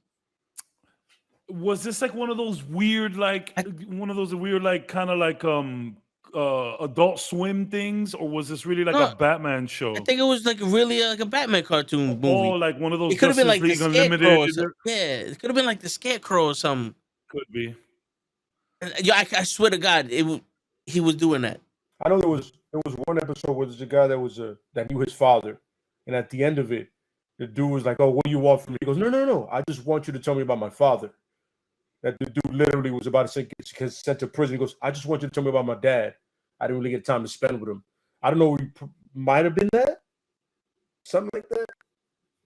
Yeah, I think so, but it was one of those like this dude sitting in the chair and he's talking to somebody, and like Batman leaves, it's a jail cell. I think Long Halloween. Yeah, it could have been. Yeah. That makes sense. That makes sense. Yeah. Plus, Ty knows everything. Word. That would be some cool shit too. Hell you see Batman talking to one of those, and like for some reason the Joker knows. Like the Joker knows everything, but the Batman never says a word to him. I would like them texting each other back and forth. Like Batman is sleeping in his at night. He's in his boxers, tank top, just fucking texting Joker. I think that shit would be fucking hilarious. Joker sends him a hand drawn picture of him in the bat suit upside down, just like a real bat. He's like this. He's sleeping. And he's just like sending him like memes and shit. And Lucky said it too. It's true. Like Cartoon Network. Cartoon Network is no more though. But like old Cartoon Network, Adult Swim shit. Oh, like I actually picture the drawing the drawing of this show would be very like Rick and Morty style. It would be that kind of art, or like F is for Family. Yeah. That kind of art. And it would be only like 2 sets. Yeah, it's just them in the house. Yeah, like if you was really watching like Family Matters, they're just in the fucking house. Family Matters was just in the house. Yeah. That just hit me. Mostly like you never see Carl at the station. Nope. There was only one time you saw him do his cop thing, and that's when the racist cops pulled over Eddie. Auntie and Laura and Steven were working at the restaurant, at the diner. Yeah. And that's it. And then you saw Steven's basement. Yeah. Where he was doing all his stuff on never his parents. Shit. Never saw his parents. His parents hated him. They left every chance they got. That's fucked up. The sad life of Steve Urkel, bro. Mama had no support. And then he had his cousin come in. What was her name? Myrtle Urkel? Myrtle Urkel. She was in love with fucking Eddie Winslow. With Eddie Winslow, of course. But I'll tell you one thing though. He lucked out with Myra Bunkhouse Bunkhouse. Butro's Bunkhouse. Yeah, man. Watching the series again, she was a million times more fun than Laura. I would pick her over Laura any day. Hell yeah. Not even looks wise, just the fact that she was willing to be with Steve. It was like, bro, she did everything he wanted. She was fascinated by Steve. She was the perfect woman for Steve. Hell yeah. She was smart. She went clogging. She fucking put up with his cheese shit. She didn't care. Yeah. She made him go out of his comfort zone. Laura was just like, get the fuck out of my way. I just want a stereotypical fucking dude. That fucking bitch. She passed away. Did she? Yeah. Cancer. Yeah. Laura or Myra. Man. She's so pretty too. I never liked Laura. Yeah. Myra's gorgeous. Gorgeous. She's so pretty and thick as I remember that. I remember seeing she was thick. Laura was like super skinny. Yeah. And when she cut her hair. Laura without the hair is just I like the aunt though. Yeah. On Rachel. She get it. Rachel was very good looking. Yeah. Great show. Top of the line.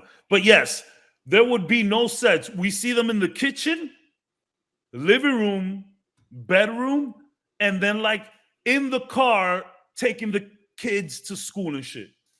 Yeah. We would see nothing. Like at night, they will all like get ready. They step out the house. We cut. We come back and they're like all like bloody and shit. Like, oh man, that was crazy. You know how like in the sitcoms in the morning you see them all go to school? Yeah. In the morning you see them come back from crime fighting. Yeah. Oh, fucked up. I just want to see. It's like Alfred makes like a huge spread, right? and then the kids just come through. Sorry, Alfred can only grab this. And just eat like a strawberry, keeps it moving. I just want to see them about to leave, and you see Dick go answer it, and then we're coming back. You see Damien, Father, please answer. Yeah, like the whole joke. The whole joke is that Bruce doesn't want to answer the text. Yep. But he answers it eventually. Like every episode, he will answer it. Yeah. And he's already. Damn, LeBron's going off, huh? Yeah. Everybody, normal guys keeping us posted. He will definitely get the record, but they will lose. Most likely. Yeah. Most likely. It was a good idea, wasn't it, LeBron? Most likely. Yeah. But you get the record, without a doubt. I mean, it would be dope if we could get like the Teen Titans or like one of them in school. Like you get very rarely you see like Damien in school and he's just talking shit to like Aqualad or some shit. Yeah. Beast Boy or Raven. Oh, yeah. He's like, listen, my dad does not understand the concept of just answering a text. All you hear is cling, cling, cling, and he never answers him. Are you sure? I'm there all day, buddy. Damn, man, he just popped a 3. LeBron's on one, huh? Word. He on one. What's the score? Are they losing? They're probably losing. I hope not. Well, they tried that sidekick show with Titan, and they got this one. Teen Titans is so good. Oh, you're talking about Titans. Sorry. Yeah. They're losing 84 to 75. That show never hit for me like Young Justice or other stuff. It never. Teen Titans? No, Titans. Titans. Okay. On HBO, I enjoyed the hell out of it. I don't know, for some reason that show didn't hit the way I felt it should have. So they had the new series on HBO. I think 4 episodes went by and they stopped. That's what I'm saying. Yeah, it was so boring. But this thing is, it didn't hit. It should have hit. Yeah. It was a darker tone, but another 3 for LeBron. Holy shit! Yo, I liked Robin. I mean, I like Nightwing in it. Yeah. And then it was just like you're struggling to be Nightwing, and then now you're Nightwing, and now you got worse. Everybody says that he carried the show big time. Yeah, he did. He did. But they were like, well, what I read is that Nightwing carried the show, but there's not much to carry. No, there isn't. Yeah. That's how they said it. I completely agree. It was too much. Too dark. Like everything is fucking magic. Like, come on. You have Raven who does magic, and then she's the main character. They gotta fight the fucking devil. At what point does fucking Constantine or anybody with power is gonna help this little girl out? Yeah. This little girl can't control shit. She just killed like 8 people. You got a girl made out of fire. Yeah, you got a girl made out of fucking fire chasing her down, and no one gives a shit. Trigon, and yet Constantine has nothing to do with this. Yeah, we don't see Constantine enough. That's for damn sure. We do not see him enough. They killed Batman. Like in his dream, he killed Batman, and I'm like, all right, you're fucked up.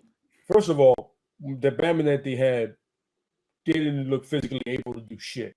Yeah, we want to do some Games of Thrones. I remember that. Yep. But, I looked at him and I'm like, you're my man. No. Robert Targaryen Wayne. First of all, you're 197. Your word. Your bones my bones are aching for your bones right now because it's not happening. I saw him and I was like, Blue Chew Batman. I was like, what the fuck is Alfred doing out here? And why are they calling him Bruce? Exactly. That's what I was like, yo, why does Bruce Wayne have blonde hair? It was just weird, man. Yeah. Like you got cast a lot of people, right? And other people, you're just like, no. Yeah. I liked what they did with their Red Hood shit, but they only the Red Hood. I didn't like him as Robin. Accurate with the bag, like I said before, with that scene. Yeah. They did that almost shot for shot, the way they, the way they did in the comics and in the Red Hood. But I didn't like him as Robin. Like I hated him as Robin. But when he turned Red Hood, I was like, okay, he's a little bit more. He looked like a douchebag. Like he looked like a cunt when you see his face. You're like, oh, I don't. And everyone knows the first rule: don't be a cunt. Absolutely. Could be a dick. Not a cunt. Yeah. Oh, Word. Be Dick Grayson. Don't be a dick. Yeah. Thanks, Be cool. Well, that kind of happens a lot, Ty. Oh no, yeah. Happens to the best of us. The only people that stay dead are Uncle Ben and no, Bucky's alive again. I'm sorry. Which I'm glad that you brought that up because I know too. We got like 15 minutes. I know you want to talk about The Last of Us episode 3.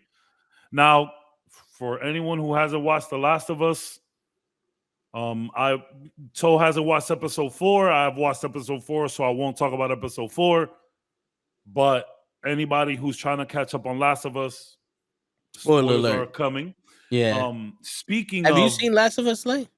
My bad for cutting you. Okay. No. I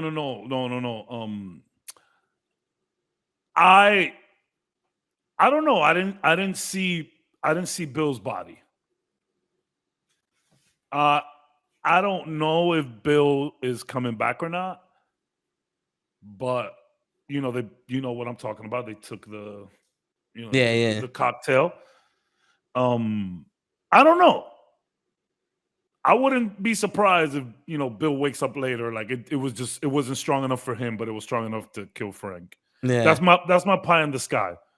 I like Bill in the game a lot, so I really would like to see more Bill. But episode 3 was incredible. I didn't know that we're gonna flesh out Bill's character like that. And remember. Before Last of Us came out, the first thing I said about Bill, I was like, I want to know how they're going to handle his sexuality.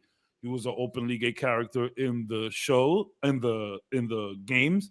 I wonder how it's going to be here. I hope they just don't phone it in. Oh, yeah. They did not phone it in. No, they didn't. We got a whole backstory, and I really enjoyed it. It was fun to not I say it all the time to you guys. I don't need to see action every 5 minutes. I'm okay with people just cooling it for an episode. I'm fine with that. That's an hour and 15-minute episode. It could have been a movie. You could have called this The Last of Us, Bill and Frank. Legit. It's funny because when he basically waited until everybody left and then took over the city, I was like, this nigga's smart. And then when he went into the room with the clothes, I don't know, because I didn't know Bill. So when he opened up the door and came in with the clothes, I was like, oh, this dude's gay, isn't he?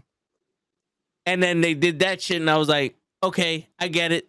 But Cap didn't know either, the video game. So he was like, what the fuck is he? I'd have shot him. I don't tell you to leave and then you want to play my fucking piano. I'd have shot him right then and there. Because, Cap is one of those, get the fuck out. You know what I'm saying? There's no negotiations with him. But then when he found out that this was the actual story, he's like, okay, I get it. So in the game, they mention Frank, but as a partner. But for real, Ty, legit tears. Legit, it was bro, when they were eating the strawberries. Yeah. Bro, that part was sick. In the midst of all of this, to be able to grow a fucking strawberry and eat it, that moment was crazy. But in the game, they so you could totally miss Bill being gay in the game. You could totally miss that. There is big clues though, but he does mention that he had a partner once. But when he says partner, you think Joel and Ellie are partners, Yeah. Until later on. But anyways, you think a partner, not like a partner that you're with, together. Yeah, like a partner, not a partner. Exactly. So when he says he's Bill, I believe in Last of Us 1, he says something along the lines of I used to have a partner, it didn't go well, something like that. But we never had a story fleshed out. So at the end of the episode, it's a big deviation. So the episode itself is not a deviation because they're fleshing out a story that they felt they didn't have time to flesh out in the game, which makes sense. By the time we meet Bill, shit has hit the fan. I don't think we could have gone into a whole Bill backstory. I don't think so. And Neil Druckmann, the guy who directed the game, he's working with these guys side by side making this show. He said, like, yo, the show's given us opportunities to work on a lot of shit that that we couldn't do in the game. And this was one of them. Yeah, in the game, you got the hint. You could find a magazine. And then later on, Ellie sees it there's a magazine in the car too. So, and that's how you would know. But I was very happy with the episode, bro. That shit was dope. Great actor. I forget his name, dude that does Bill. It was good. I love to see how Tess and Joel were involved too. Yo, that was a sad episode, bro. I can't believe a lot of people are, and they go from it. There you go. A lot of people are mad because in the game, Bill doesn't kill himself. In fact, you meet Bill at a very fucked up time. Like, you know, he had already lost Frank, or his partner, as he says. It was a couple years later. So, like, Bill is like, he's like psychotic in the game. But there's a really fun part when Bill shows up. So I could see why people are mad. But I was okay with this change. And I wouldn't be surprised if Bill comes back. Like the shit didn't work on him. It worked on Frank because Frank was already dying. Yeah. But Bill is just fucking resilient and tough as an ox. And he just wakes up like 2 days later, like I'm good. I don't know. The Last of Us doesn't seem like that type of show to do that, but I would like it. How are you liking the show so far, Toe? You know what's crazy? I dig the story, but just the little bit of suspense that a zombie could come, because I hate horror movies. I hate being scared. And this shit really makes you feel like you're gonna get scared. You're like, they're not fucking around. A zombie, you're gonna get scared when shit happens. You know what I'm saying? Yeah, Ty, you're right, Ty. You're right. But I don't know. I need to see a body. Yeah. Nah. When they were shooting at the people trying to invade that little town, when Bill was shooting and he got shot, and then it went like 3 years later and he's still alive. Me and Cap were like, oh shit, he made it. We thought he was done for. But then you see what happened to Frank. Yeah. Which is, I'm guessing, it looked like Parkinson's, I think, maybe. I don't know, because he was like, if you notice the painting, yeah, it was like squiggly. I don't know what was the condition, and I don't mean to offend anybody out there. I'm sorry. But like, I don't know what maybe cancer. I'm not sure what it was. But you can see that Frank is fucked up by that time. And yo, Toe. Okay. ALS. Okay. Good shit, Ty. Good shit. Always know everything. Right. I'm glad that you said that about how suspenseful this show is, because I'm scared watching it the whole time too. And I'm thinking to myself that it's like, okay, maybe it's because I know what's about to happen. You don't know what's about to happen, and you still feeling that. Yeah. That's good fucking writing. That's what that is. Yeah. That's good directing. That's what that is. Because I'd be so nervous to watch this show. I'd be like, yo, I like to have my window open, get some air in here, but I do live next to a train. So sometimes I have my headphones on so I can have the window open and still hear everything well. I can't do that with The Last of Us. I'm hearing shit in the back. I don't know if it's here. I don't know. Yeah. You hear that click, bro. You're like, no. After like on the second episode, 15 minutes in, I said, nah, I can't. It's so intense. Talk to me about Ellie killing that clicker. Ellie's up. Ellie's kind of nuts. Yeah. Ellie was born into this shit, bro. She doesn't know any other life.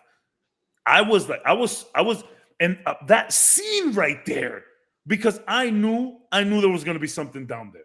Now, you don't see it like that in the game. They do go into a store. She does pass by a video game machine.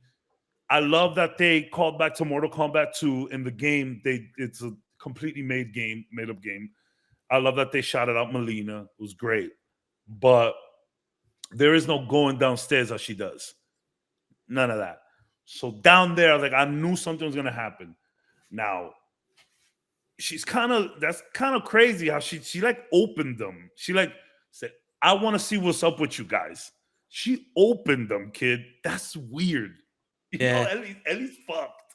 At least fucked in the head. And it's crazy because the other woman told her, like, you may be immune to their disease, but you're not immune to being ripped apart. Yeah. A clicker would tear your ass apart. And she just like pulled up on him. It's funny because then you have, by the way, when she finds the tampons, that shit was great. Yeah. See the guy, you thought this was rated? No. She said, fuck yeah. That was a good touch. But then later, when she shoots the kid, completely different vibe now. You know what I'm saying? And like, she shot. Wait, in the game she shot him? In the game she shoots. Okay. Yeah, it's in the game. Okay. She like in the game she like shoots him. Like she doesn't shoot nobody. So in the game, like you play with her for a little bit. Okay. But mostly you're controlling Joel, but she like backs you up. So like in the game, she does shit like that. You know, but I really enjoyed how go ahead. You know what's crazy? You just mentioned that you played with her. In this show, it kind of seems like she wants to be the main character. Like she wants to be played with. She does. She wants a gun. She wants a gun the whole time. Yeah. Like I could see that. You know what I'm saying? Like it makes sense. Like let me get a gun. Like let me be the main character and go shoot these fucking zombies. I got to apologize, Toe. I went into episode 4 there. I'm sorry. Sorry. I'm my bad. The tampon thing you probably don't even understand. Well, I know. I saw that the tampon was she found on the shelf. That's episode 3? Yeah. Okay. Before she went downstairs. Okay. She got the tampons. I saw that. Okay. I'm confused. Because look, 4 points away. Braun got it. So to me, episode 3 and 4, you'll notice episode 3 and 4, it was just like one big shot that they divided. Yeah. You'll notice what I mean. But yeah, I'm really digging The Last of Us, but it definitely has me scared as shit. That show is intense. I'm glad that you said that, man, because I thought it was just me. I thought it's because like I seen it and I knew what's gonna happen. Yeah. It's just a good show. And also we watch it during like dinner. So it's always the minute I start putting food in my mouth, the nasty shit that we can see is on screen. I'm like, fuck, a clicker's now I get to see this fucking Vaseline soaked clicker. Motherfucker. Because they're shiny, you know, they're glossy. They got the shit all over this. You know what I'm saying? I didn't like the clicker kissing scene in episode 2 with Tess. I didn't like it. Yeah. A clicker wouldn't react like that. So like there's levels to it.